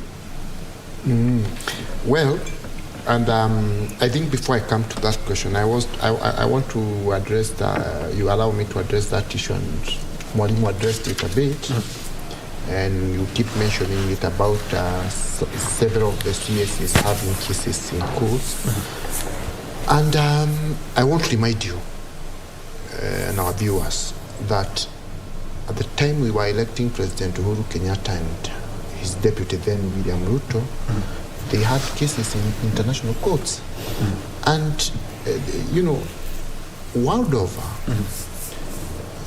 when governments hate you, they have a way of trying to create court cases for you to try and bog you down. But the cases are in courts, and we can just leave them where they are. We are leaving them there. They're not being witch-hunted, right? No, witch-hunting is there. Jubilee government perfected the I wouldn't want us to go there. No. Allow me. You know, the cases are already in court. So they are, and we are not discussing their merit or demerit. But for someone to come and tell us, Rigathi Gachagua, after he supported William Ruto, that is when they realized he had mistakes he had done in 2013.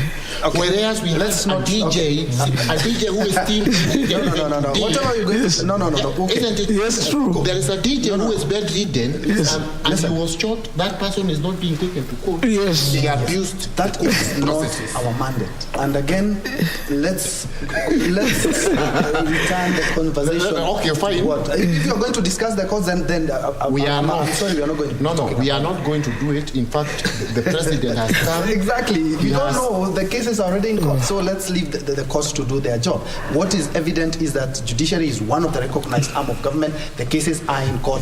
Let's wait for. But I think just to add on what he's saying, just to answer what you're saying about the president choosing lawyers, I think that's part of it. That as much as the judiciary needed a lot of reforms, I believe even BBI had a lot of things to do with that, some reforms in the judiciary. The lawyers in Ruto's cabinet are key in the sense that they are going to help in matters like the Honorable MCA is talking about, that we may have issues that needed to be revisited. There are issues that need to be talked about that touch on legal issues. And so when you look at somebody like Kithure Kindiki, he's now the Minister for Interior. Now I believe he has a lot of things to streamline.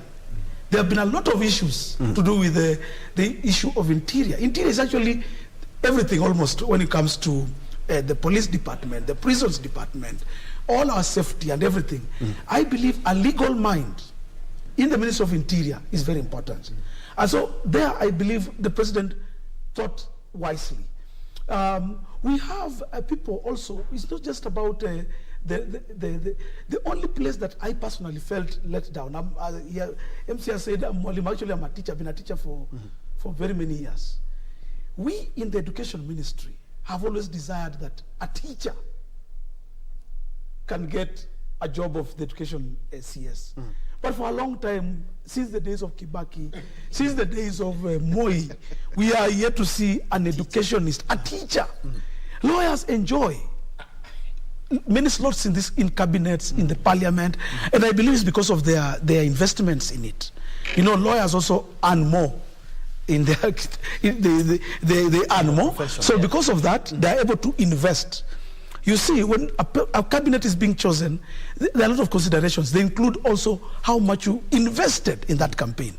If the MCA was to choose me to be his PA, he will just pick me from the streets. He look at what has Mwalimu also done for me, or what role did he play during my campaign? Did he fund? Did he do something for us? So I believe also that's what happens, that lawyers seem to cut across to get more positions in parliament, in cabinet, in many other sectors than other professions. People who are in media, like say you, really will not easily get a position. The last time we had a cabinet getting from the media was Farida Karone was a person in media. But most times it is people who are in law profession, because the constitution seems to favor them. They know how to look for the votes. They know how to take up matters to court when matters come up. And so they invest also their legal brain. And they are orators. And they are orators. They know how to speak. They know how to talk. So just to finish, I wish, and I want to say this. If you look at the social media, there's a lot of talk from teachers. They are wondering, why are teachers left out? And actually, after he's done with this point, we are looking at the CSs, education, their reforms, the CBC. Yes, of course. That's, yeah. Okay. So it's quite a lot. We're going to the security docket as well. I'm hoping that the next time will allow will be enough.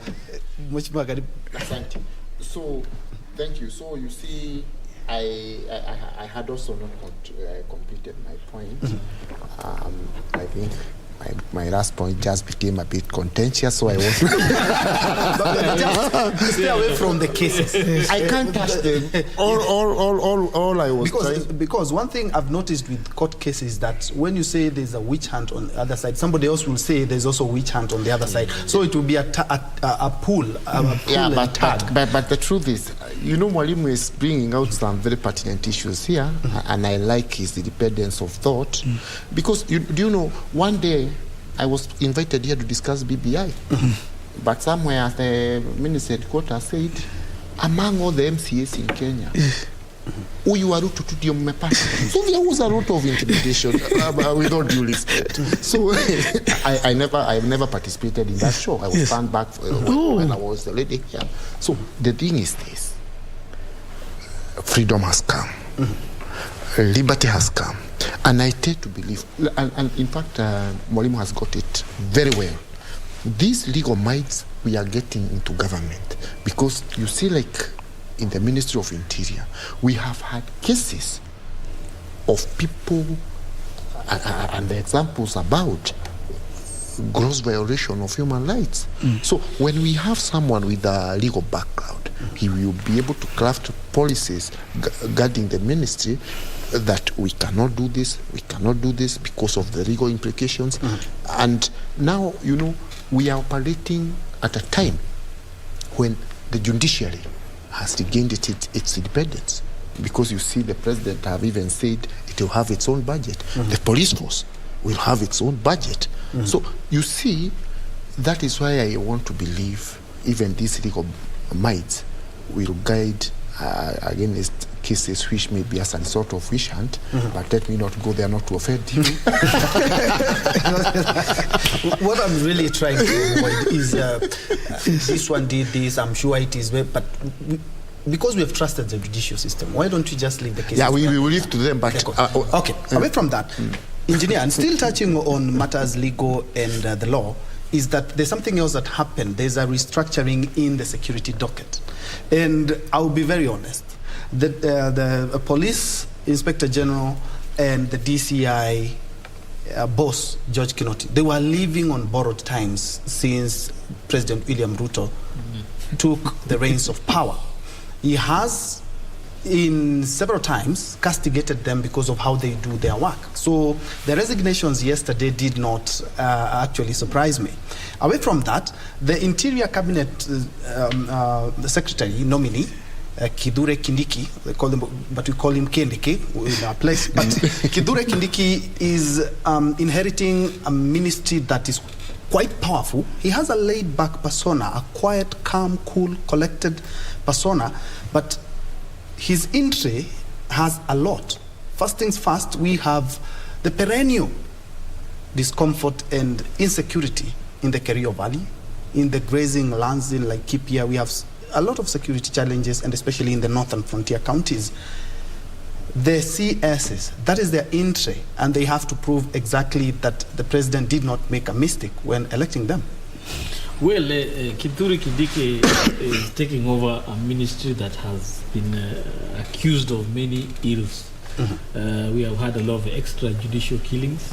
We have had people being found at the Yala River, people disappearing. There are so many things. We have had areas where the criminal justice system has been abused to check on people who don't align to a certain political formation.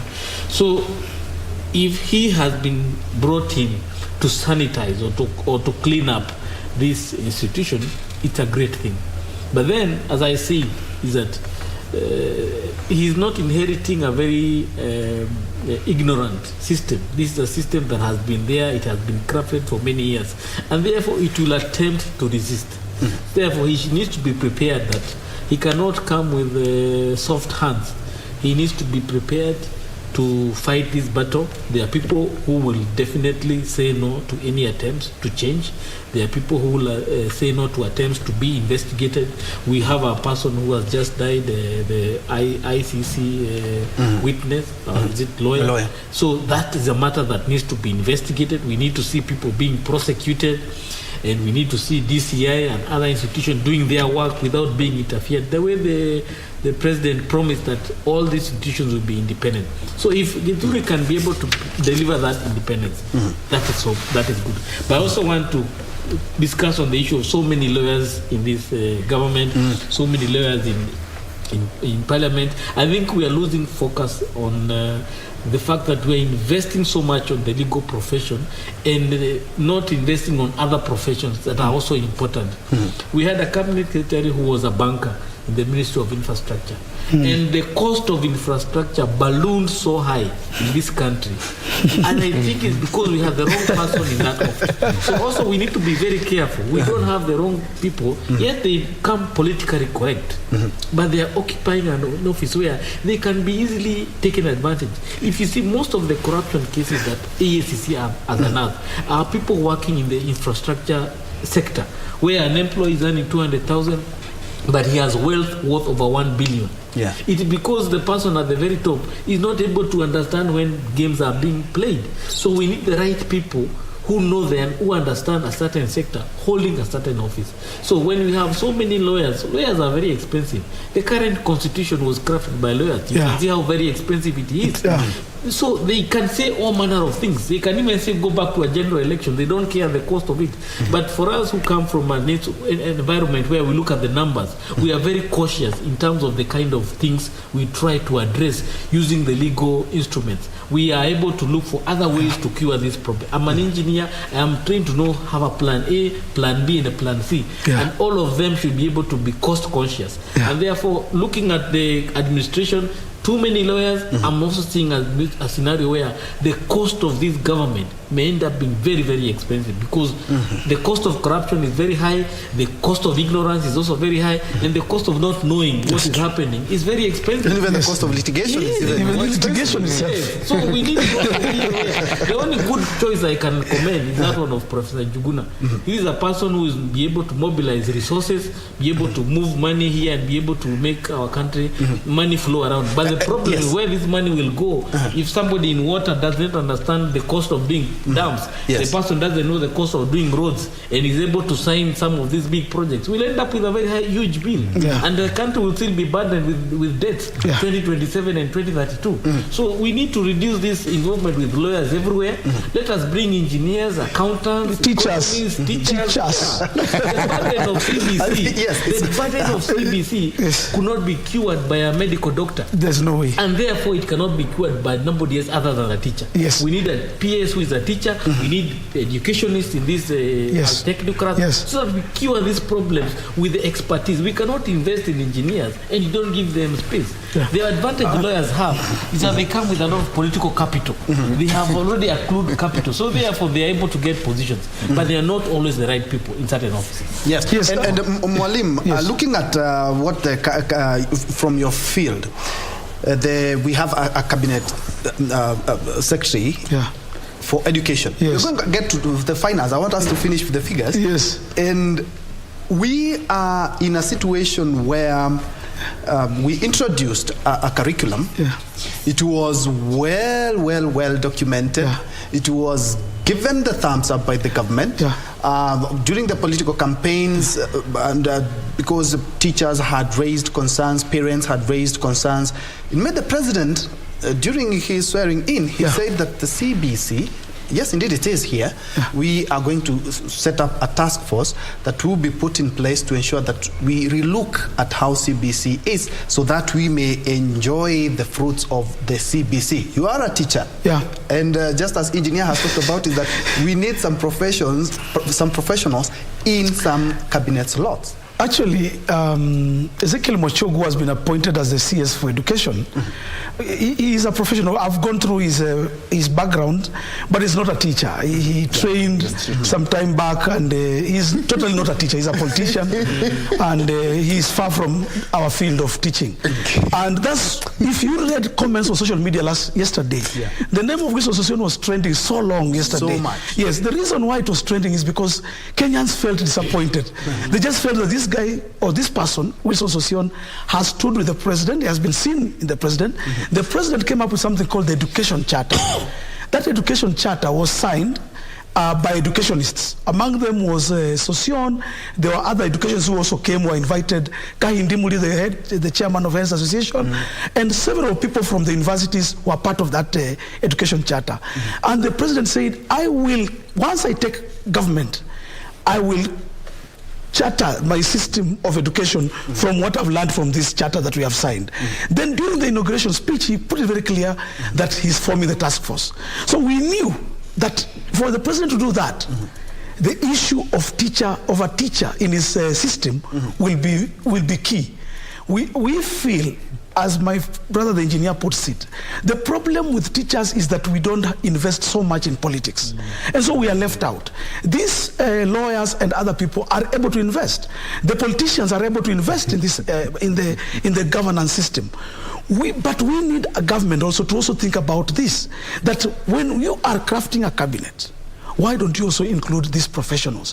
Why don't you give the devil, the devil is due, but give the person who deserves. Engineers, doctors, like for example, when we had a doctor, medical doctor, in charge of education system, and we had a spin, what can we say, from Nyeri, Mutahi Kagwe, was not a doctor, but he was more of a PR person. He was the one running now the Ministry of Health. Then you wonder why wouldn't the Minister of Education that time, Magoha, CS Magoha, be given the docket of health, and this other person be given another docket, maybe information or something like that. We don't know how it happens, but I think time has come that we as professionals, when we are also discussing, even on media like this, when we have our professional forums, that we also discuss with the government in power, that when you are bring out a cabinet, consider our professions also. Let our professions also be considered in your cabinet. And for teachers, honestly, to speak the truth, we didn't feel happy yesterday. We need to be honest. We were not very happy. But we feel hoping the task force. We are hoping the PS. We are hoping the PS, as he has put it, because the permanent secretary is normally a very key person in a ministry. Actually, is the accounting officer. That as the president now thinks about who will be the permanent secretaries in those ministries, he will consider people of that profession. If it's health, yes, let a person from the medical care be in health. If it's agriculture, let a person who has dealt with agriculture. If it is building, construction, and roads, can we see our engineers? We have our engineers. We have people who know this kind of jobs. Can one of them be a PS in that department, and directors, and all that kind of thing, so that we have people who are professionals handling our professional dockets. We would like to hear... I want to just remind you, yes. During back his time, we used to do a kilometer of road at 10 million, 100 million. Today we are doing the same at 1 billion. 1 billion. Where that cost escalated when a banker came on board is the question we need to ask ourselves. We have a public service. Yes. The CS now public service. What credential does she come with? Yes. Now the wage bill of the public service is very huge. We need balloon because somebody who doesn't understand things is there. So we need to be very careful. You cannot tell us you are curing debt issues by bringing somebody who can risk the business of curing the debt. Well put. I don't want to water down Mwalimu's concern now that he is actually coming to our aid very much as Kenya Kwanza. He might be in the task force. Sure. CBC. In fact, conventional wisdom has it. You can see even people who have several degrees and diplomas in political science, yet they end up being very poor leaders. So the issue is this. For example, Ezekiel Mashogo, the nominee for the education docket, he is a trained administrator. And Mwalimu will agree with me. Yeah. Teachers are administrators, yes, especially principals. So there might be a correlation, and there must be a very good reason why the president settled on him. And, well, the president is a very listening man, and I'm sure he is listening to the concerns of the teachers. But Mwalimu, trust me, even teachers will be beneficiaries of this government. Because, when a government is good, everyone, and it encompasses everyone, you see. Then there is this issue of people complaining, I don't know so-and-so, Dedinyoro, I don't know this other one. Let me say this. And I think my brother here knows this.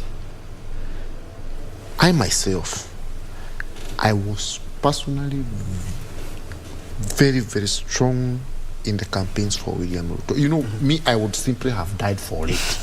You would find me accompanying the new president even to areas as far-flung as Bugoma. Yes. I would fuel myself. I would go there. They're receiving some harabe. I would set aside a small kit. I would go and give. Yes, and give. So the issue is this: should I now come back here and say, no, the president told me? And I'm telling you, it is not me alone. I'm just giving myself as an example. There is someone like Mheshimiwa Dede Nyoro. But should I come back, or should we come back and tell the president, we want this position, we want to be rewarded? Of course, it is not humanly possible. So what I would want to do is that I want to serve the people I represent so well. I want to take the government's message. I want to take advantage of the government programs for my people so well, such that, because it was not about personal, about personal payment, I want the government to be felt in the area I lead. I want goodies to cascade, not necessarily for me, but for my people. And I will make that happen. Mwalimu, yes. Now that we have known each other, yes, sir. I'll even invite you there and for you to see the programs, the good programs this government will bring.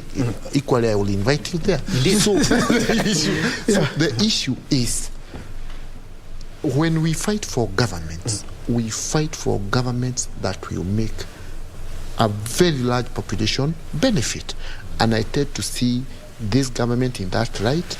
If Kenyans benefit, our efforts will have been rewarded. That is my take. Okay, well said. And engineer, looking at the cabinet, and the whole country is looking at the treasury and the CES who have been mandated. Incidentally, he used to work there at the treasury as the governor of CBK, and he will have an in-tray that is quite immense. Looking at the current economic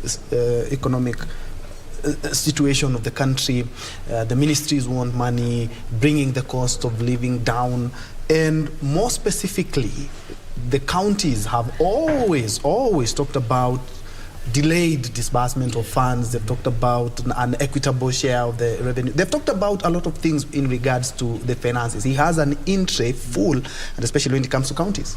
Remember, this is a man who allowed M-Pesa to be licensed to operate. And what M-Pesa did, it increased the flow of cash or transactions within the country, and that was able to deepen financial inclusion in Kenya. So I'm seeing a person who has been brought on board to help William Ruto's government mobilize resources. There is a diaspora ministry, or the foreign affairs and diaspora affairs, that has been brought aboard. There is a lot of money that is coming from diaspora. Where does it go? How do we bring these resources together and be able to invest it into public projects? You have heard where the manifesto of Kenya Kwanza is that for big projects, capital projects, we will not use government money. We'll organize private money and use that money to invest in this project, and these private investments can be able to be paid back. So this is a man who has been brought purely to help government mobilize money, and this is not expensive money, it's cheap money. What he also has a responsibility is to talk to KRA, so that KRA does not appear to be an institution that is trying to stifle the work he's doing. Many people have tax issues because of the kind of economic situation we have gone through.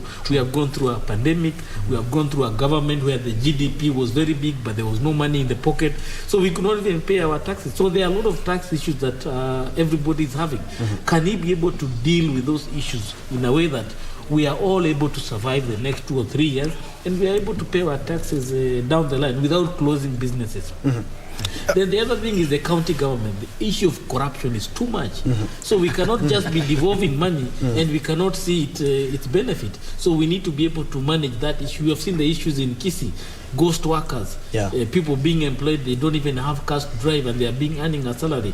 Can he be able to hold those county governments to account that even if I give you your money on time, let that money do what it's required? So this is a man who has a lot of work to do, and also reform the banking sector.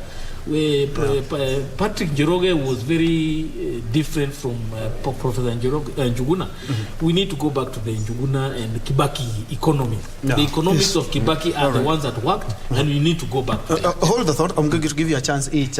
But for now, first of all, let's cross over to the Jamhuri Park, where we have our own Regina Manyara there. Remember the Agricultural Society of Kenya, the famous ASK show at Jamhuri Park is on, and Regina has been able to pick 2 or 3 things that she can tell us. Regina, if you can hear me, good morning.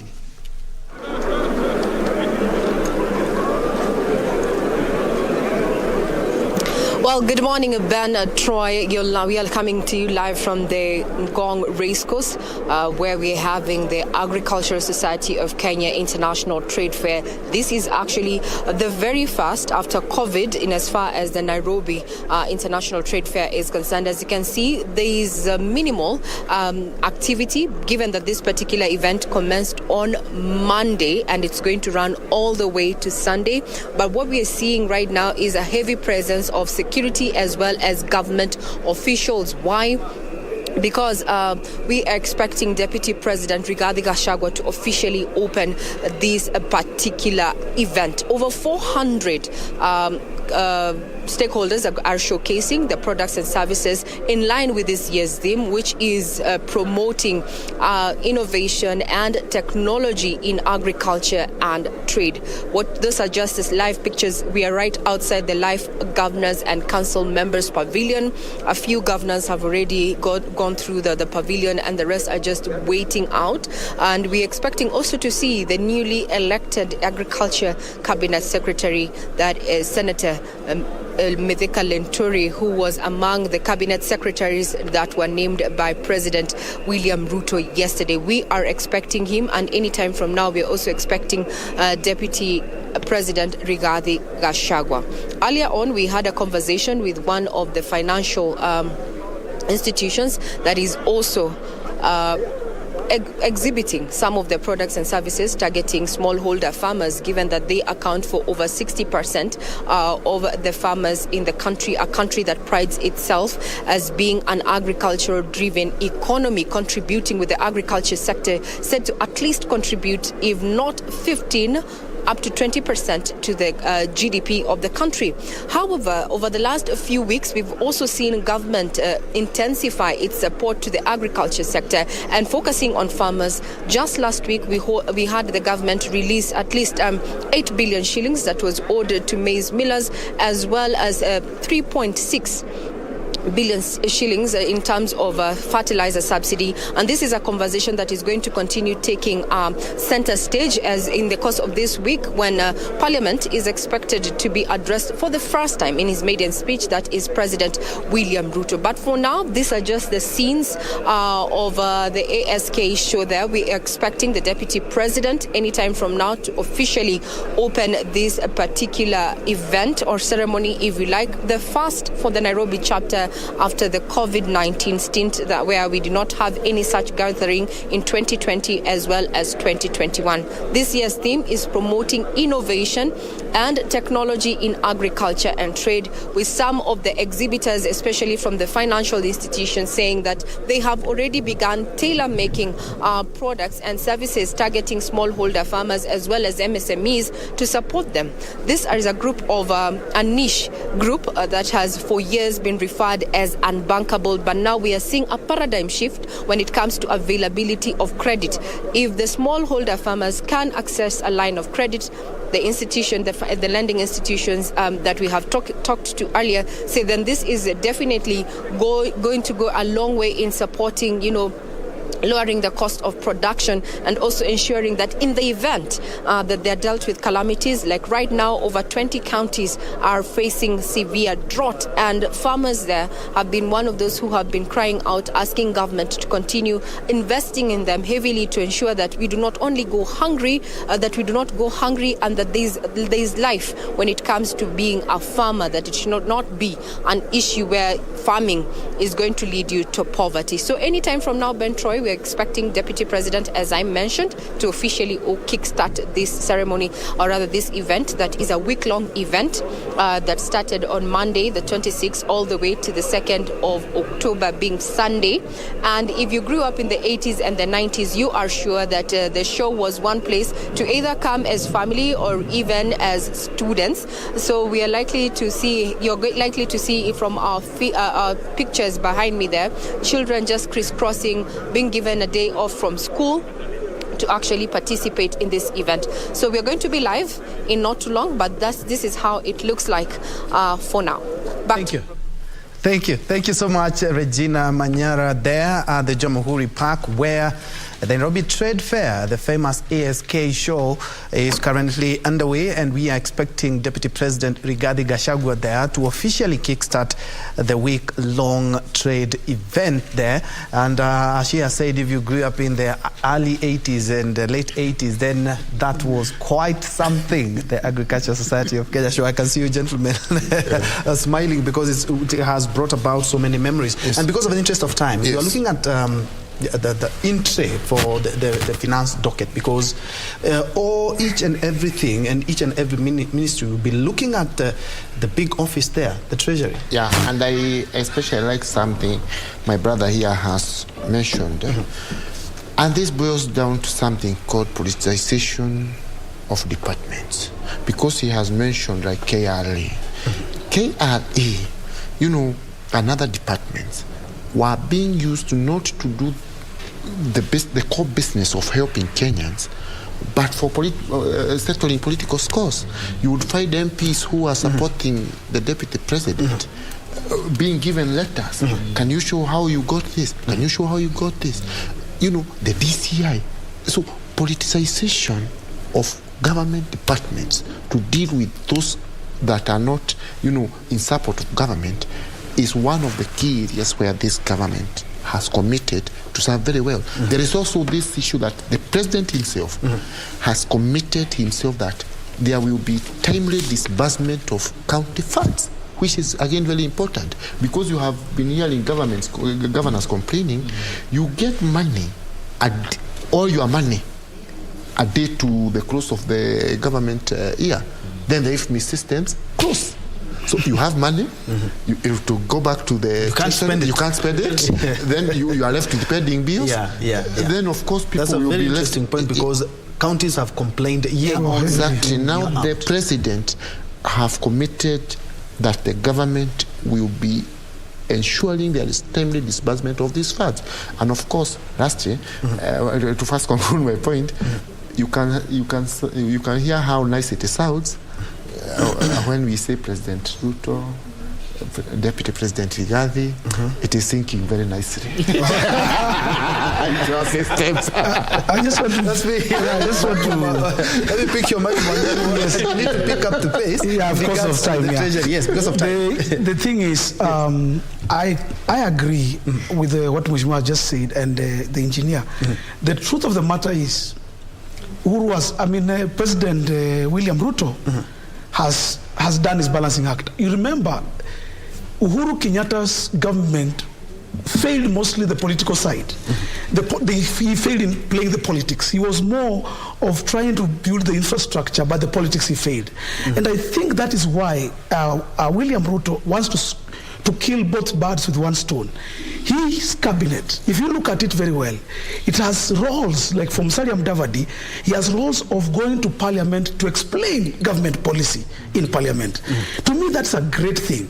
And he has insisted that cabinet secretaries will appear before parliament to explain what they're supposed to do and their roles. To me, that's a score. That's a good one for Kenyans. We need an accountable cabinet, a cabinet that we can put down and question. And for that one, as he says, William Ruto and Rigathi, they sound nice. Also, they sound better when you add the name Musalia Mudavadi. You might end up at the education task. You really died with the Kenya Kwanza government. Engineer, because of the interest of time, kindly, your closing statements, a minute each, eh? My call to William Ruto's government reflect on the character and nature of the Kibaki administration. Professionalism was greatly celebrated. Ministers were allowed to do their work. PSs were allowed to do the work. Politics was kept aside, and performance was rewarded. Performance was championed. Performance was greatly invested in. That is what we are looking forward to. We have allowed him to have a politically correct cabinet.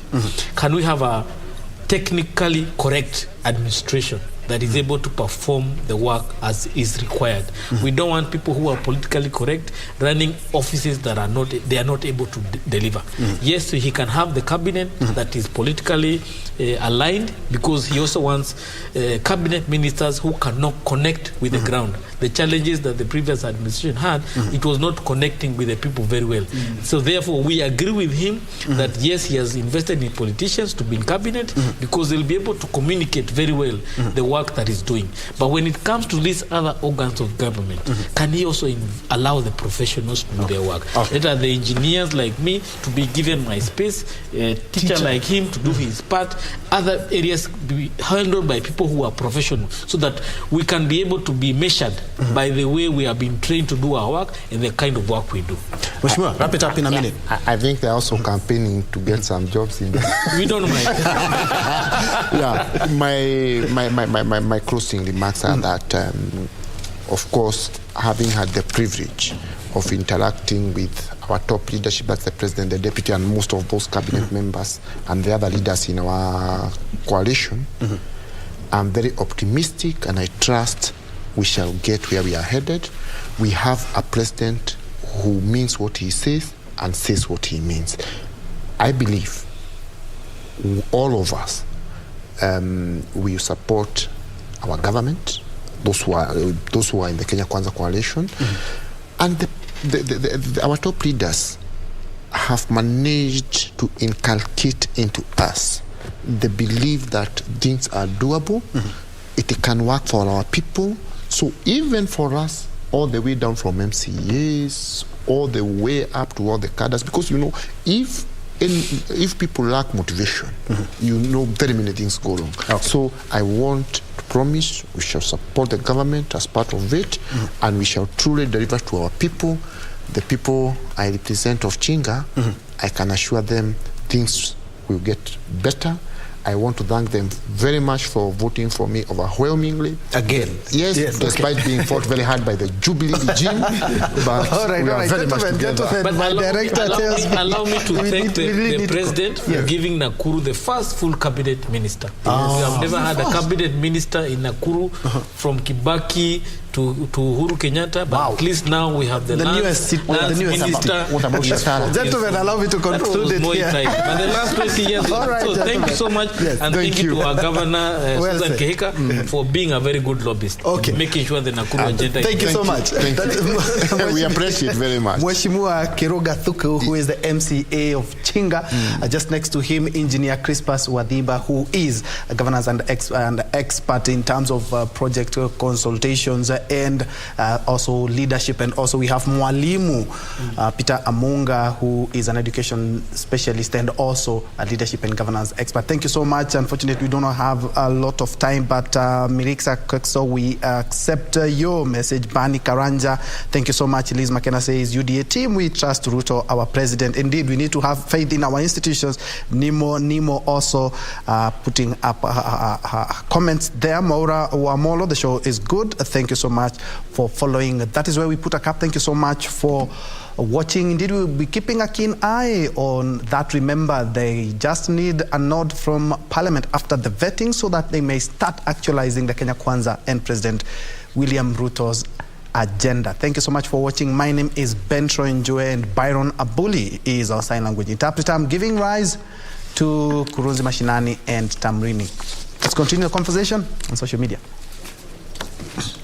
Thank you. Thank you so much. Thank you so much.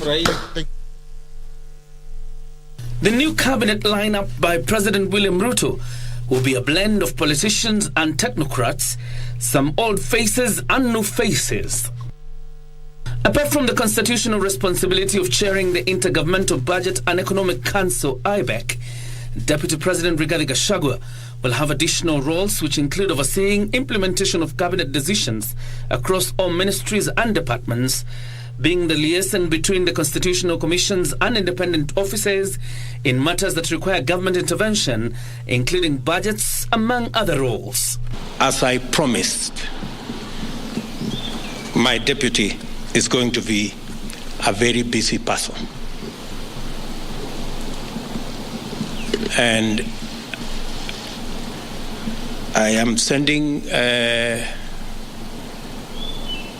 executive order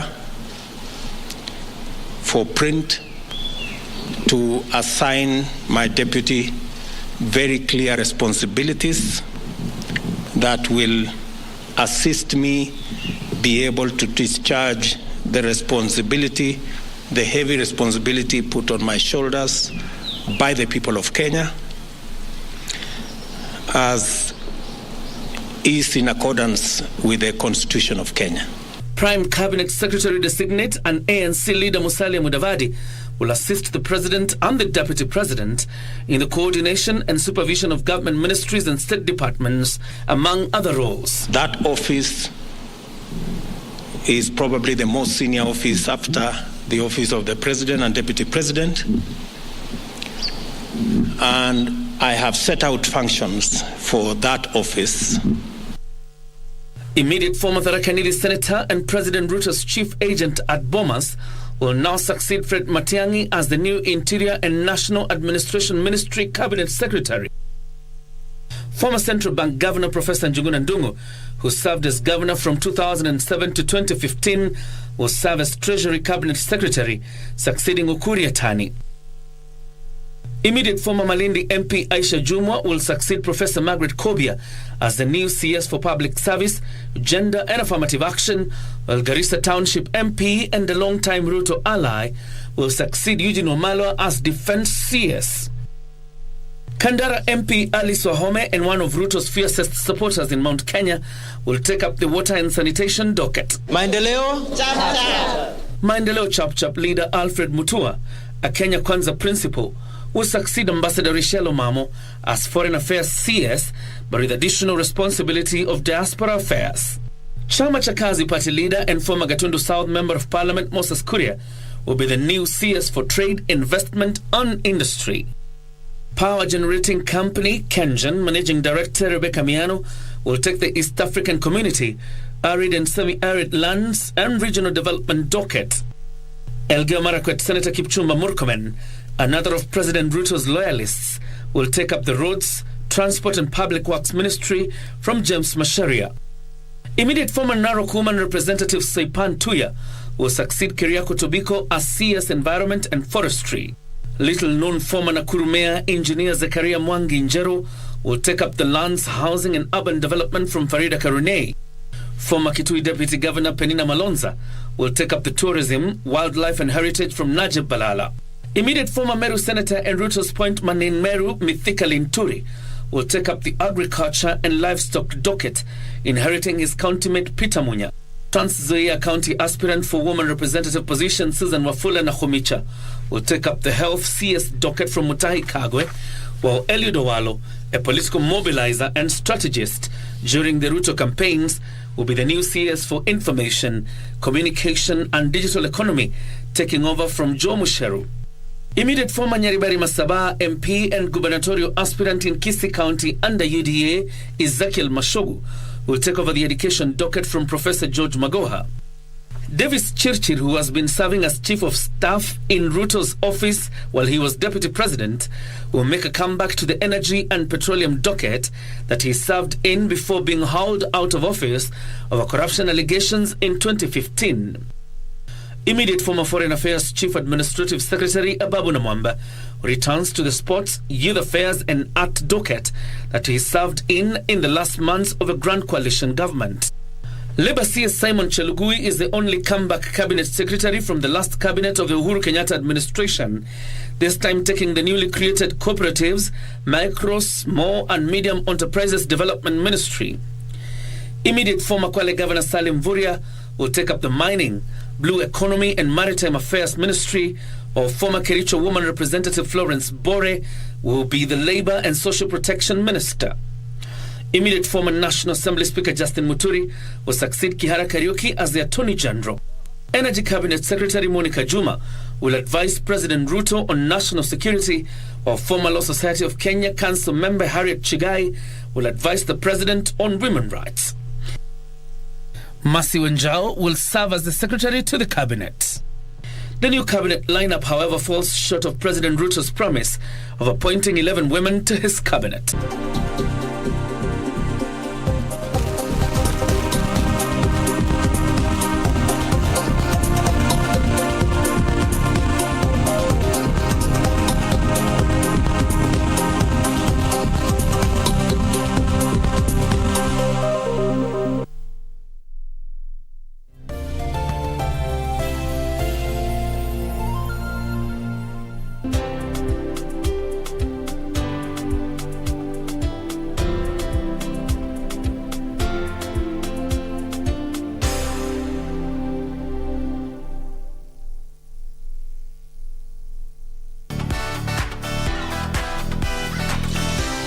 I like calling myself more of a seamstress than a designer. Seamstress. Yes. Hiyo ni kizungu mingi sana. Sio mimi nimesema. Nani amesema? Let me call a shovel. Do you feel that you can bring your very best to this, but eventually the politics would take the day? Do not assume music. If you're in the political class and you assume music, that's your downfall. Because music can change things in 1 week. That's why they said, we are no longer scared of you. You know, you're just a ghost that cannot scare us anymore. You know?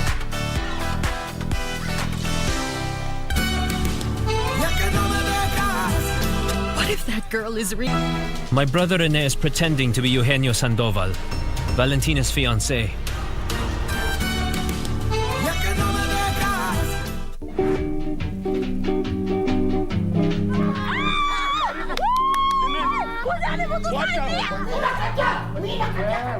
Wewe mzee, wewe ndio mshtakiwa kwanza. Hatugombani mzee. Nilikuwa napatia discipline mtoto yako na mtoto yangu. So in short unasema wewe ndio government. Why do you talk like a hippo? Hiyo ni swali gani hiyo? Si aliniita kulitosa. Na mimi nimuite hippo. Hiyo si ni inapelekana. Unaishi na nani? Madela na Mokoro.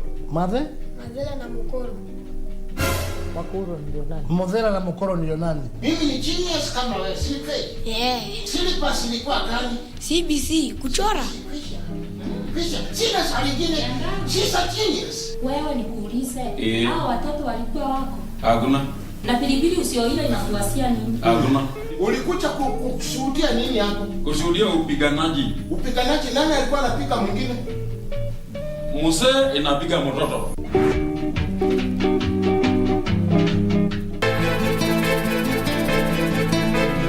Wangu anakuhusu kabisa. Kweli hayanihusu, lakini siku zote sikio halipiti kichwa.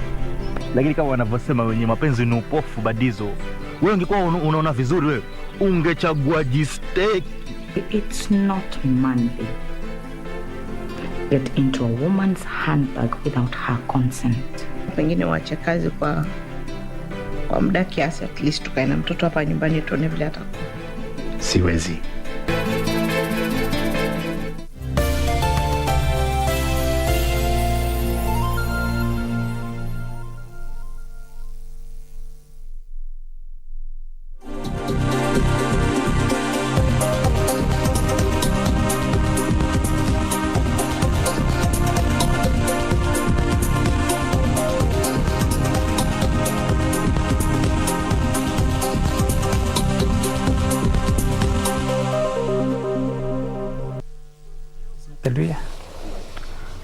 Barabara mpenzi mtazamaji, popote pale ulipo, shukrani sana kwa kujiunga nasi siku ya leo, ikiwa ni siku ya Jumatano, tarehe ni 28 mwezi Septemba mwaka 2021. Sana wakati mwingine wa kukuletea kipindi cha Tamrini. Mimi naitwa Gladys Mungai. Studioni tunao wageni wawili na wazungumzia Osman Ado ambaye ni aliyekuwa mwakilishi wa wadi katika eneo la Eastleigh Kaskazini na Gloria Oruoba ambaye ni seneta mteule. Tunadadavua matamshi ama tangazo la Rais William Ruto kuhusiana na baraza lake la mawaziri na matarajio ya mawaziri hao punde tu pengine watakapokuwa wakipitishwa na bunge na kuchukua nyadhifa zao za uongozi. Matarajio ya Wakenya ni yapi?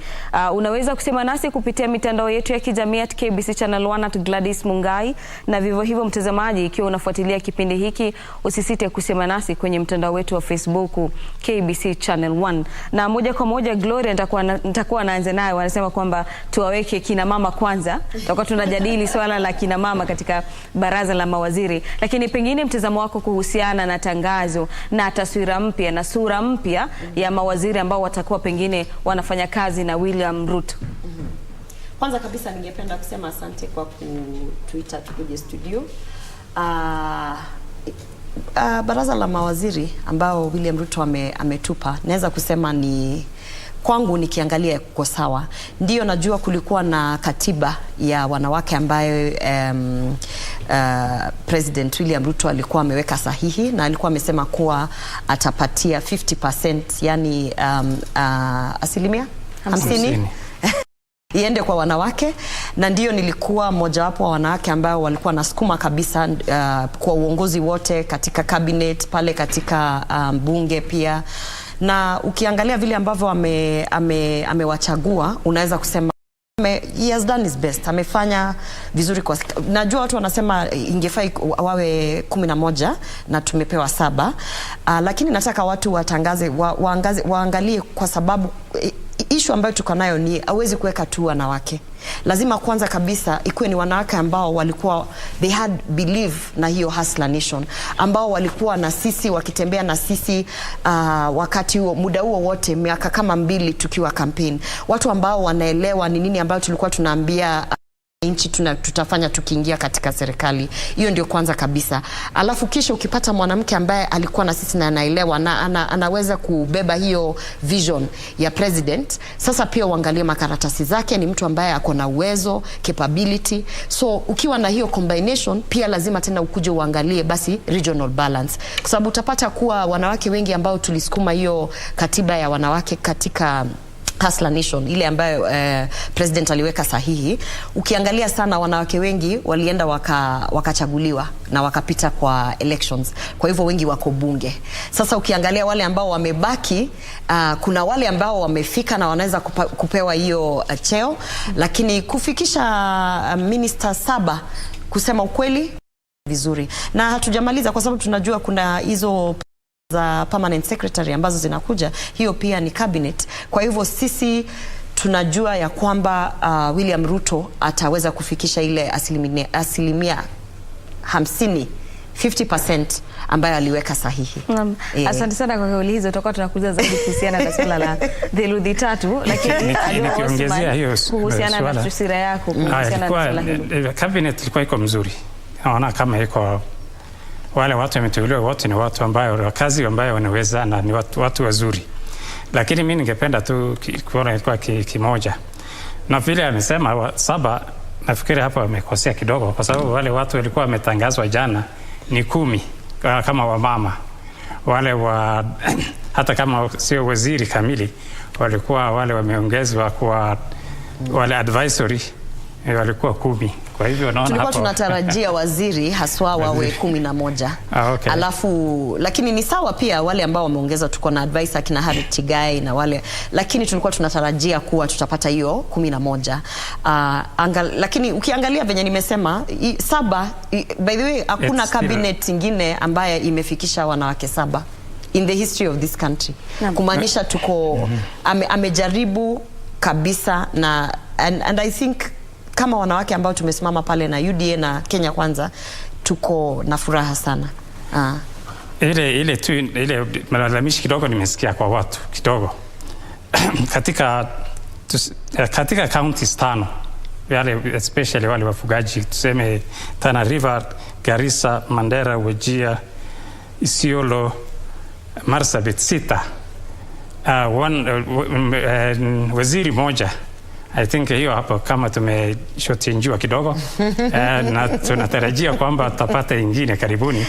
Na pia hata kama angeongeza mama mmoja ambaye yuko na hijab ingekuwa sawa kabisa. Lakini bado tuko sawa na hiyo mawaziri ambaye ameteua. Alikuwa ni perfect kabisa.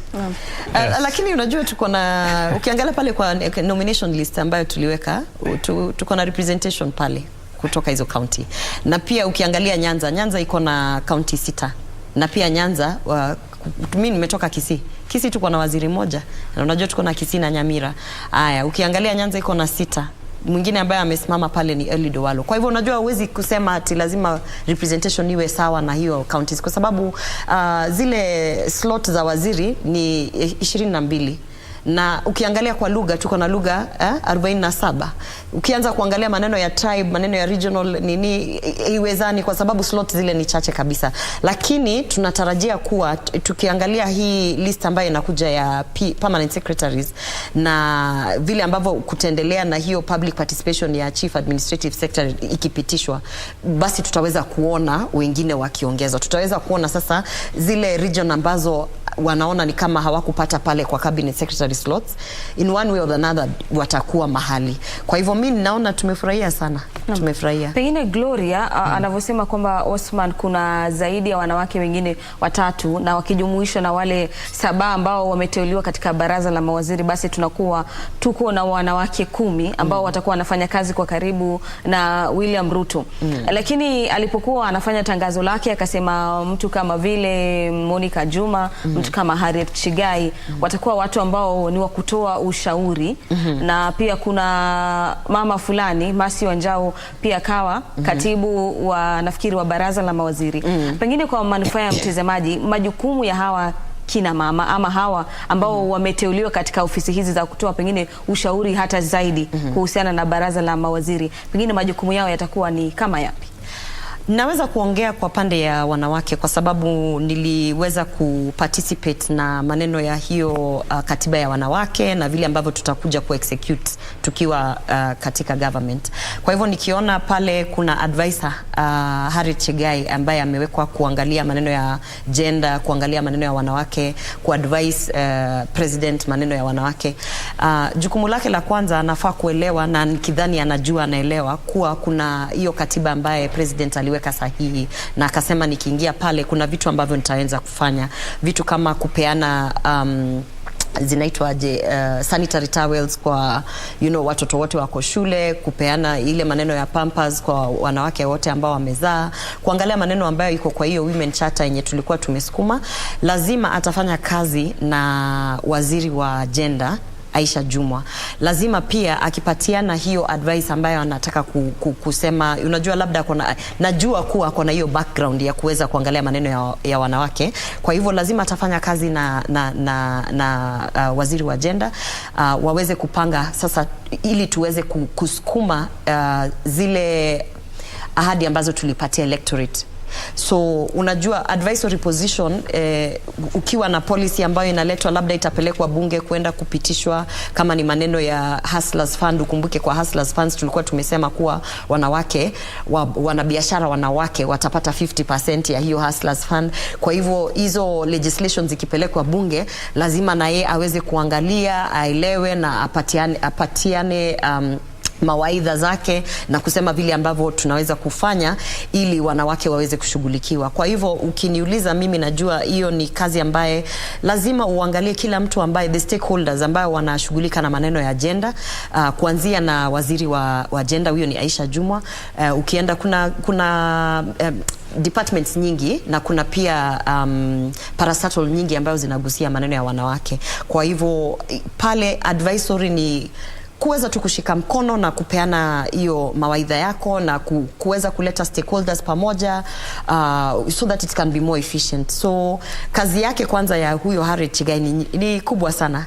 Na nikidhani si ofisi ambayo utakaa tu ati wewe ni advisor unangojea tu kukaa pale kwa zile mkutano. Hapana, ni ofisi ambaye itakuwa na kazi nyingi pale kwa the part of gender. Siwezi kuongea maneno ya security because unajua lazima kukue na I'm sure walimpa Monica Juma hiyo advisory position kwa sababu ya experience yake na hiyo docket. So if you ask me, I suspect yote ni kuweza kushikana na stakeholders na kupeana hiyo mawaidha yako na kuweza kufanya tu zile maneno ambayo government wanataka kusukuma ziwe more efficient. Pengine tukiambatanisha na swala hilo Osman, tuangazie pengine swala la usalama katika maeneo ya kaskazini mwa Kenya, na tukamwona Aden Duale amepatiwa wizara ya ulinzi, Kithure Kindiki masuala ya usalama wa ndani, na pia watakuwa wanasaidiana na Bi Monica Juma katika kuhakikisha kwamba masuala ya usalama yamelainishwa. Pengine kama kiongozi na mkazi umeridhishwa na pengine na uteuzi huo, na unatarajia yapi wakati ambapo maeneo ya kaskazini mwa Kenya yamerekodi visa vya uhalifu? Nimeridhika sana na hiyo vile imetangazwa Aden Duale kama waziri na Kindiki. Hao wawili naona ni kama watu wanaweza hiyo kazi. Na pia ukiangalia sasa hizi mambo ya Somalia vile inaenda, Al-Shabaab ni kama wako kwa mbio, kama wanakimbizwa vibaya. Wananchi sasa hizi wamegeuka. Mbeleni walikuwa wanakificha katikati ya wananchi, lakini sasa wananchi wa Somalia wameamuka, wamesema sasa enough is enough, wametosheka na hiyo maneno, na sasa hizi naona Al-Shabaab wako mbioni wanatoroka. Kwa hivyo nafikiri vile mambo imekuwa kama ni miaka 15 kama wanajeshi wa Kenya wako huko wakisaidiana na raia na vile serikali ya Somalia mpya ambayo sasa hizi imeingia, naona kama hapo kama itakuwa imefaulu na mambo ya ugaidi maybe itakuja kuisha karibuni, na hiyo ndio sasa tutafurahia sana. Na tukiguzia mambo ya ndani ya usalama kwa Kindiki, nafikiri naona kama atakuwa tofauti kuliko yule alikuwa mbeleni kwake, ambaye alikuwa anatumia sana vibaya ile jukumu lake kama waziri wa mambo ya ndani, kwa kutumia hizo vibaya kwa mambo ya siasa, kuingia sana mambo ya siasa badala ya kuingilia mambo ya usalama.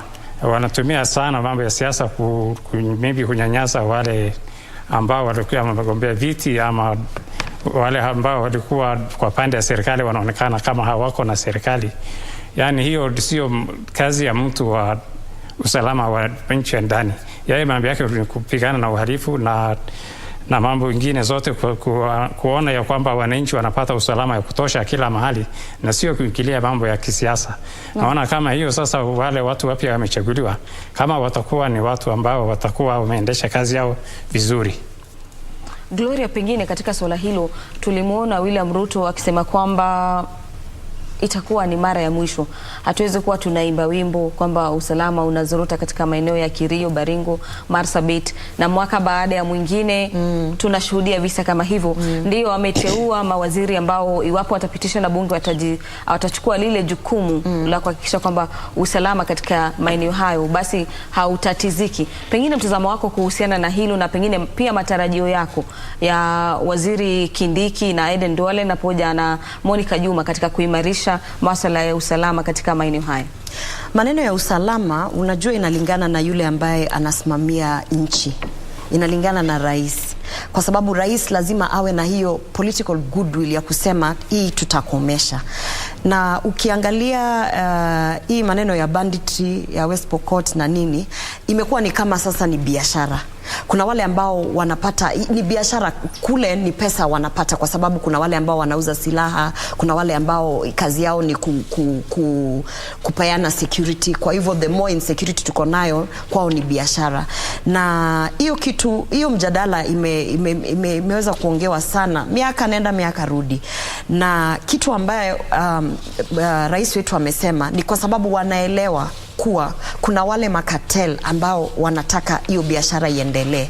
Kwa hivyo tumeshukuru sana, kwa sababu unajua sasa hii itakuwa ni kama the first time in the history of this country that tuko na rais ambaye anasema hataweza kujiunganisha na maneno ya kupromote biashara kama hiyo ya insecurity. Kwa hivyo najua na niko na hakika kabisa kuwa vitu ambavyo rais ataweza kufanya sasa ni vitu ambavyo vingeweza kufanyika miaka iliyopita, lakini ilikuwa inahitaji rais ambaye anataka kuangalia usalama ya Wakenya. Ukiangalia kama maneno ya banditry, sasa tuko katika eneo ya teknolojia. Kuna madocumentary ambayo yanafanywa na watu ambao wako nje, wanaleta mpaka zile drone zinaonyesha kabisa vile ambavyo hao watu wanaenda kuiba ng'ombe za watu na vile ambavyo wanaingia kwa mashamba. Technology imeweza kutupeleka mahali ambapo tunajua kaswa ni nini inafanyika huko.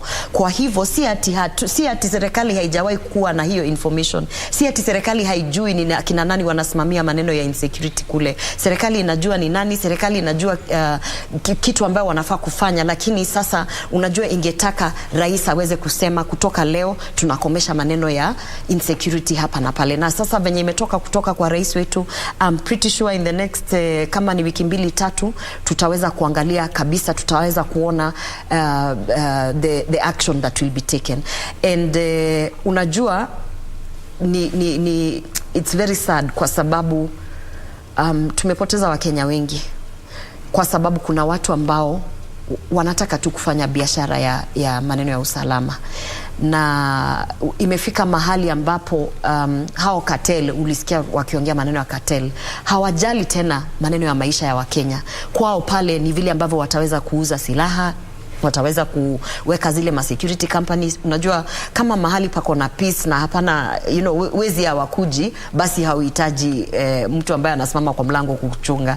Lakini wezi wakiwa ni wengi, ama bandits wakiwa ni wengi, ndio sasa security companies pia nazo zinapata biashara. Kwa hivyo ukifuata hiyo maneno kabisa, ni maneno tu ya wanabiashara, na hao ndio tunaita wale cartel ambao sasa nimefurahi sana rais kusikia matamshi yake ya kusema si ati ni tafadhali tutakomesha hii maneno ya insecurity in West Pokot na eneo zingine ambao wamekuwa wakiwa na shida za insecurity. Osman Gloria anasema kwamba mlahaka mwema kutoka kwa ofisi za ngazi za juu, na tumeshuhudia pia katika siku za pita tu ni kwamba baadhi ya wanasiasa walikuwa ndio wanaambiwa ndio wanaonunulia silaha raia ili kuhakikisha kwamba kidogo masuala ya usalama yametatizwa, kutokana na kwamba sasa kuna ile political goodwill mnaozungumzia. Huenda tukashuhudia sasa kwamba kila mtu sasa atakuwa katika laini moja, wanaodaiwa kwamba wanawapatia silaha raia. Pengine hali hiyo huenda ikakomeshwa kabisa.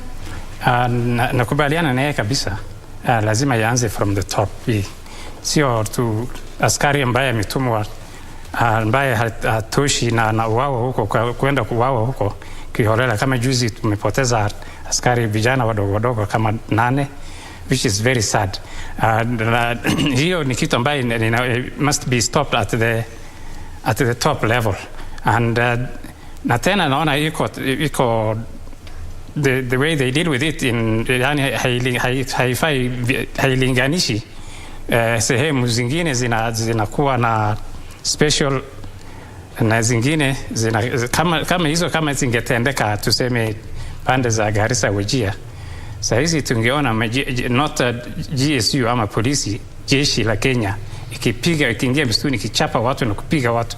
Lakini hizi zikifanyika pande hizi zingine, iko excuses mingi ambaye sijui zinatoka wapi, ambaye hatua hazichukulii. Iko mara I think more than 50 police officers were killed at one point. Now it's like nothing has happened. So I don't know whether niweza kusema ni cartel ama ni nini. There is some special interest ambaye naona iko nguvu kuliko serikali ambaye inafanya huko, na hiyo inafaa ikomeshwe mara moja. Na vile amesema yani ni serikali itafanya, tuone wiki 3 kama mwezi moja vile itatendeka.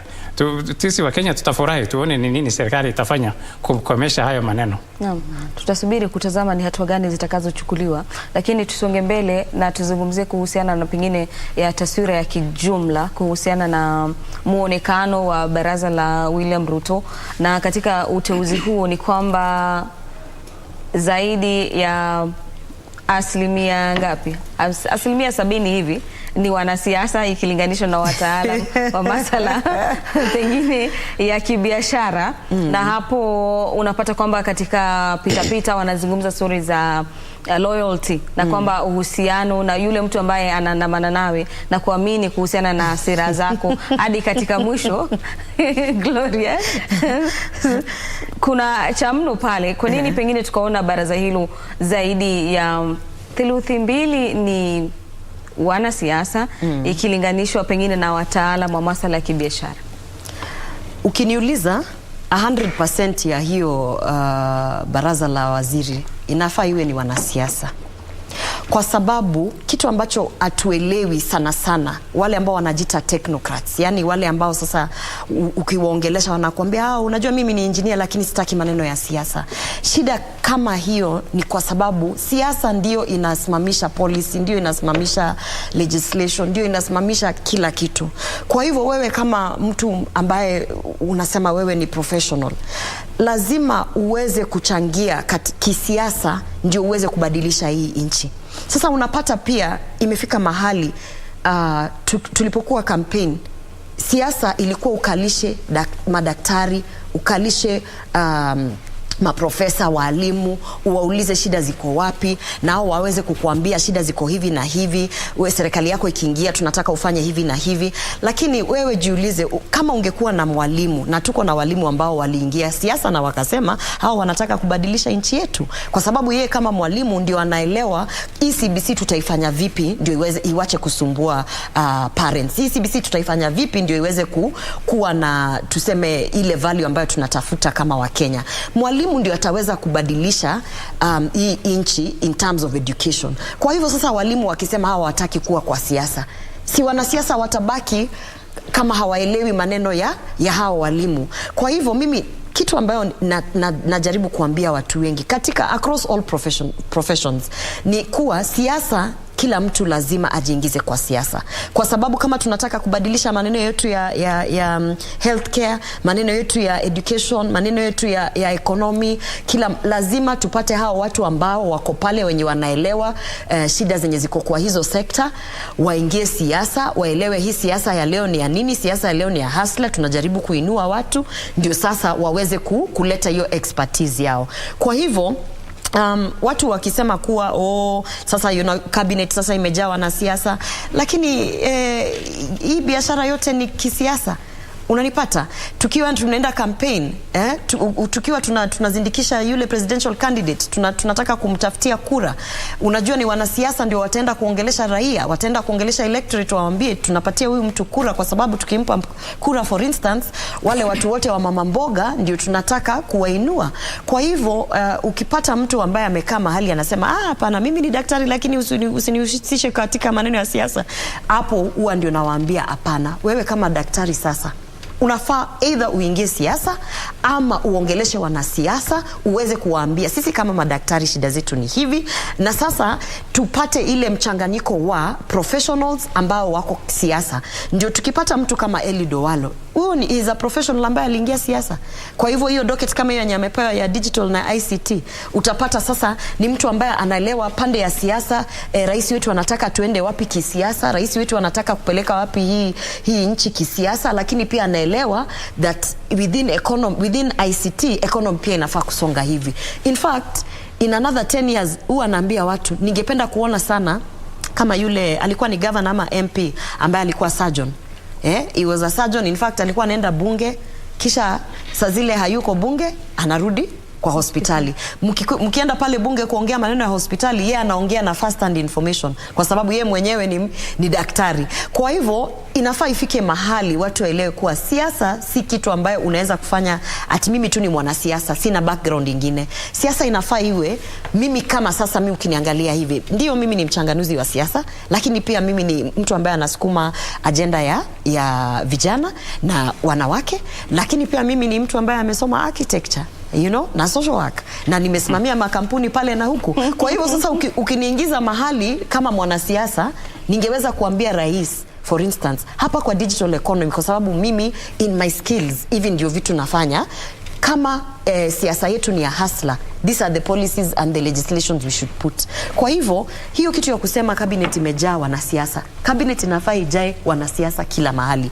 Watu wanafaa waelewe kuwa sasa wewe ukiwa umekaa hapa kama journalist, ujiulize unataka kubadilisha communication sector, wacha basi nami niingie siasa ndio niweze kuinfluence hiyo policy ya serikali. Madam Senator ameongea kama mwanasiasa. ile tu ningependa kuongeza, hiyo nakubaliana na yeye 100%. Lakini ile tu napenda kuongeza ni mtu akiingia kwa ofisi asitumie hiyo ofisi yake kwa siasa. Atumie ofisi yake kama anafanyia kazi wananchi wote wa Kenya, mahali popote wako, na asilete tu siasa kwa ofisi yake wakati wa kazi. Na vile tuliona mawaziri wakifanya in the last that was totally, I would call it maybe criminal, because the law is very clear. It says ya kwamba wewe kama wewe ni uko waziri uendeshe kazi yako kwa haki kwa kila mtu. Hapo tu ndio nipenda kuongezea, lakini hiyo maneno umesema yote na jambo la muhimu ndio uweze kuingia kwa hiyo ofisi. Hiyo ofisi, it is a political appointment. If you are not going to participate in politics, utaingia je ofisi ambaye ni political appointment? Wakati mwingine atakwambia siasa ni talanta. Hapana, si talanta. Siasa pia ni industry tu kama hii yenu ya journalism, kama ya wapi. Unaanzia mahali, unajua kuongelesha raia, unafika mahali, unasimamisha kiti. Ni career. Inafika mahali ukiangalia watu ambao wamekuwa siasa kama muda 20 miaka 20 na utapata walianzia mahali youth activists, nini wakapanda, wakaingia kama ni MCA, MP, wengine sasa they are two-term governors. Wengine wanakuambia in the next 10 years mimi sasa nataka niende nitishe kiti ya rais. Lakini kuingia kwa ofisi ambayo ni ya mwanasiasa, lazima nawe uwe kwa kisiasa. Uwezi kutoka tu mahali kwa backroom, haujawahi kukua siasa, hujui hata huyo rais mwenye anakupatia hiyo kazi aliingia vipi, hujui pali alitoa kura, alafu unataka kuitisha ofisi. Lazima uelewe vile ambavyo mtu ameenda kuitisha kura, vile ambavyo amepata electorate mweke hiyo kura. Uelewe ni nini ambayo ameweza kuconvince, ameweza kuweka ahadi ambayo watu wakasema huyu mtu tunamheshimu, tunataka kumuingiza awe rais. Kwa sababu ukielewa hiyo jani, ukielewa pale ambapo mtu ametoka mpaka aingie ofisi, akikupa hiyo kazi, ukiangalia watu kama kina Aisha Juma, ni watu ambao wametembea na rais wetu. By the time amepewa hiyo kazi, anaelewa kabisa haswa ni nini ambayo Rais William Ruto anataka kuleta in terms of gender. Kwa hivyo yeye labda sasa museme akuje apewe hiyo advice ya gender na nini, lakini ni mtu ambaye anaelewa vision. Kwa hivyo wewe huwezi kama mahali tu useme mimi sitaki siasa, lakini uje kucomplain ati sasa wanasiasa tu ndio wanapewa hizo ofisi. Hizo ofisi ni za wanasiasa. Ndio waliotafuta.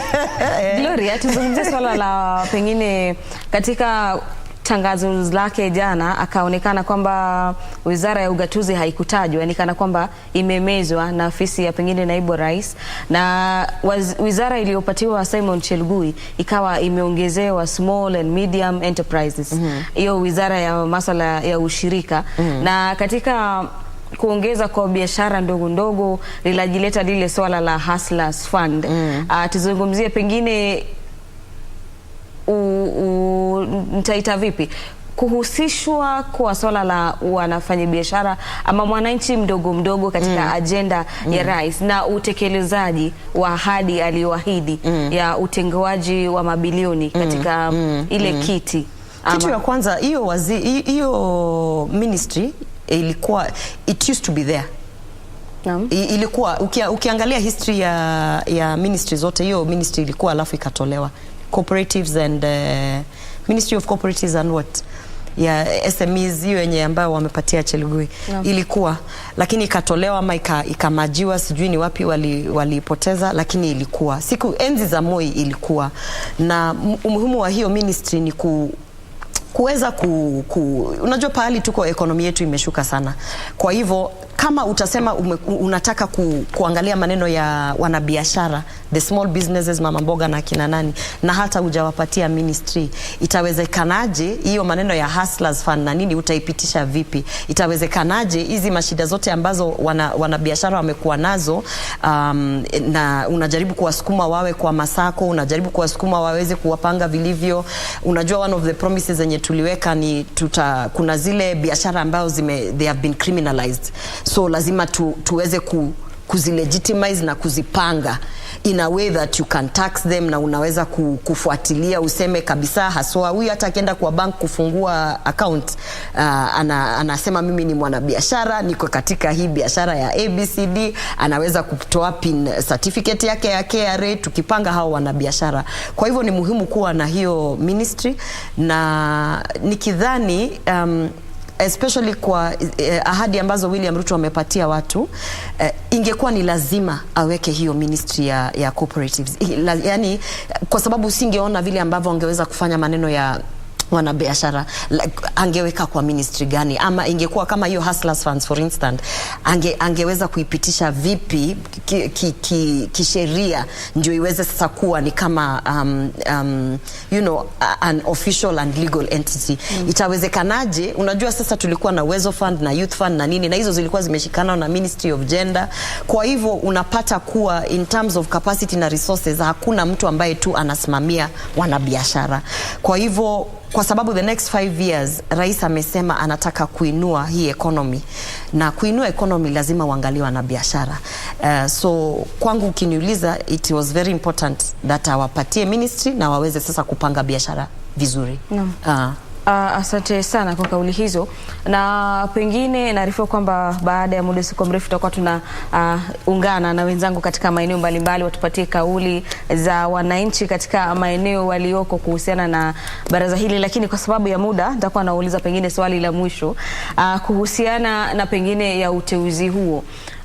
Walioteuliwa na Rais William Ruto wanatarajiwa kufika mbele ya bunge ili kupigwa msasi ya kuonekana kana kwamba wana karatasi zinazofaa ili pengine wapatiwe nyadhifa hizo sasa rasmi. Na kando na hivyo ni kwamba baadhi ya pengine walioteuliwa katika nyadhifa hizo pia wana kesi mahakamani. Pengine mtazamo wako kuhusiana na hilo, Osman? Hiyo imerudiwa na koti ya kwamba mtu hawezi kanyimwa kazi ama chochote mpaka ile process yake ya mahakama iishe. Na wale wako na kesi, naona kama hizo kesi za mahakama bado haijaisha. Kwa hivyo na hiyo vile madam amesema ni a political process, so inategemea na ile watu, yani numbers yako kwa bunge.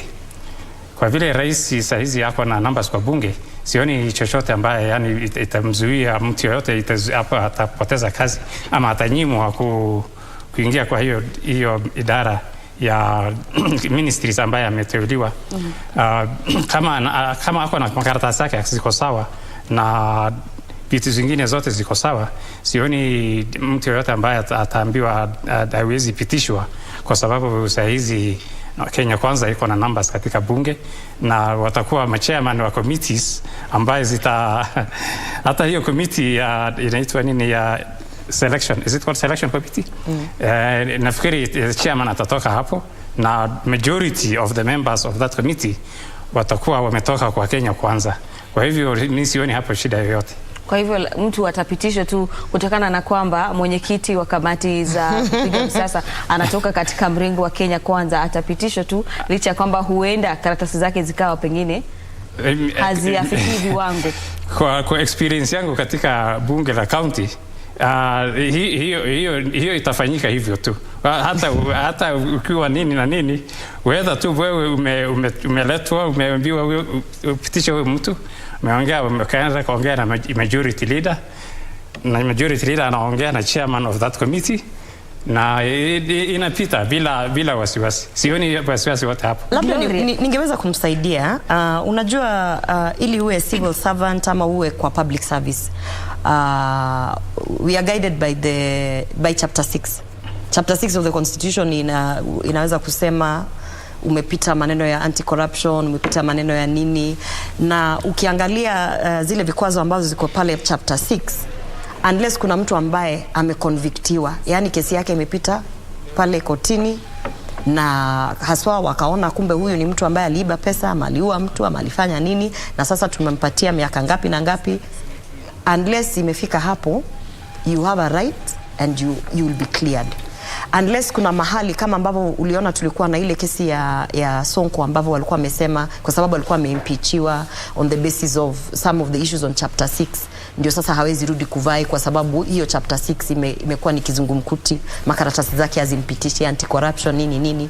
Lakini as long as you fulfill chapter 6 of the constitution, si maneno ya committee. At least unaweza kusema huyu mtu makaratasi zake ziko sawa. Kuwa na kesi kotini si jambo ambalo linafanya usipewe kazi.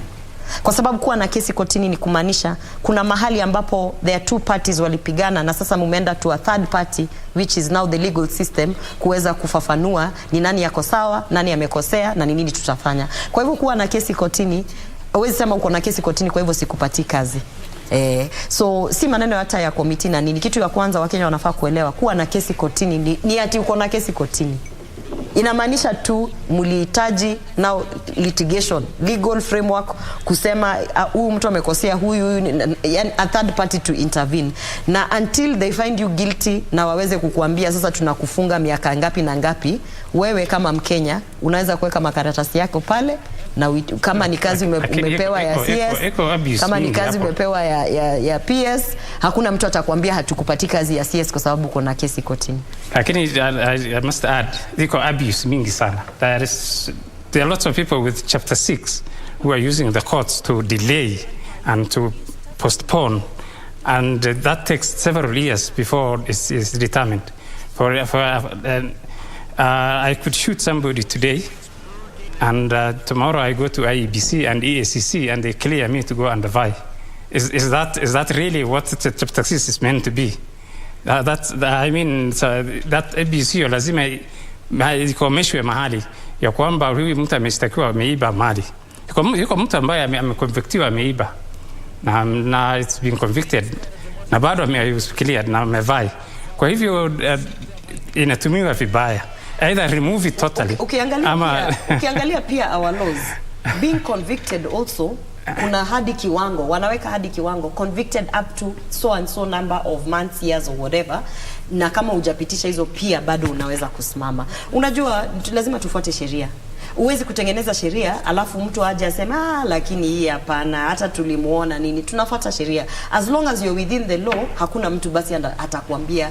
Na maybe kitu ambayo mungeweza kufanya, mtu akiona ni kama hii sheria ni kama inatumika vibaya, kama mbunge ama unaenda kwa mbunge wako unasema sasa wacha tujaribu kubadilisha hii sheria. Lakini as long as you're within the law of this country, then you're within the law and then you have a right.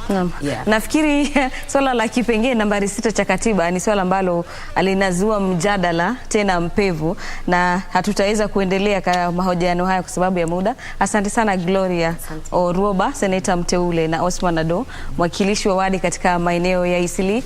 Mimi mtazamaji naitwa Gladys Mungai, nasema asante sana kwa utazamaji wako. Naondoka, nampisha mwenzangu Bentro Njue kwenye kitengo cha Lunch Time News. Usiondoke.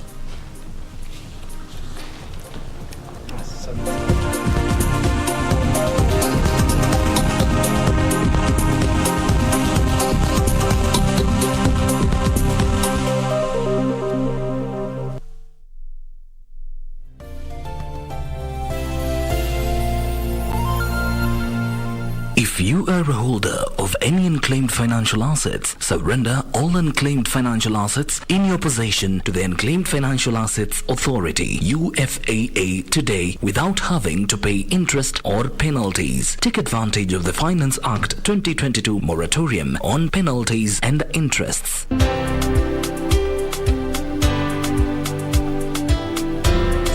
For more information, visit www.ufaa.go.ke/holders. Unclaimed Financial Assets Authority. Receive, safeguard, reunite.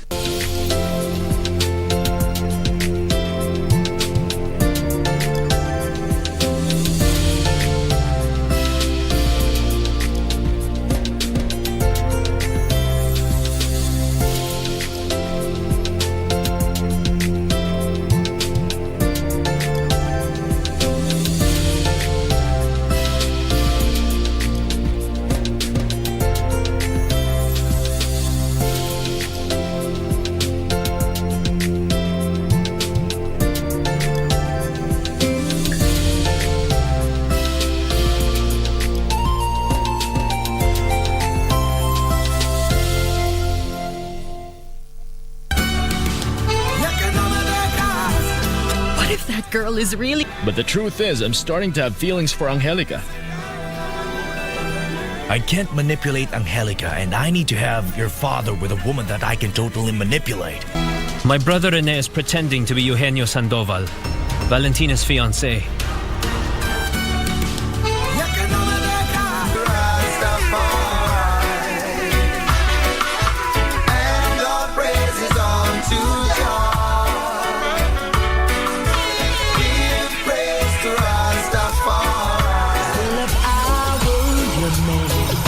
I'd make the impossible possible. And if you were my girl, our love would be so incredible. Just love is so much away. All the tears from my eyes. In times when the storms and the tides are raging high. Yeah, you are my African queen. I say you are the girl of my dreams. You take the way I never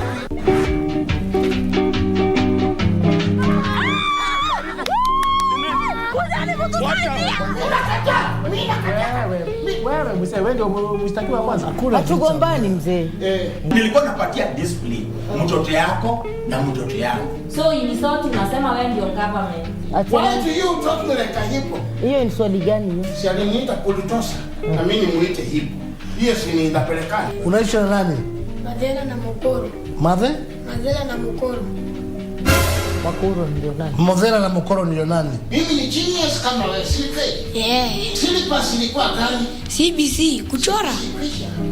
Kisha sina swali lingine. She's a genius. Wewe nikuulize, hao watoto walikuwa wako? Hakuna. Na pilipili usioile inakuasia nini? Hakuna.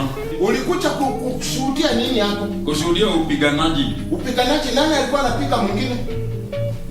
Mzee inapiga mtoto. Ili kupata skiza tune hii ya joking kwa simu yako, bonyeza *811 *758#. Good morning, class. Good morning, Mr. Kipto. Now I want to write a composition using the word jogging. Teacher, please give us spelling for the word jogging. Sijasema jog ile jog ya kunyongwa. Hapana. Ninasema jogging. Na sijasema jog ile nye unasema jog ya kukimbia ya marathon. Ama ile jog ingine ile jog ya television ya kucheka. Sijasema hiyo jogging. Na maanisha jogging ya brain ile kukimbiza akili ya changamoto. That's a composition using the word jogging. Ili kupata skiza tune hii, bonyeza *811 *758# *811 *758#.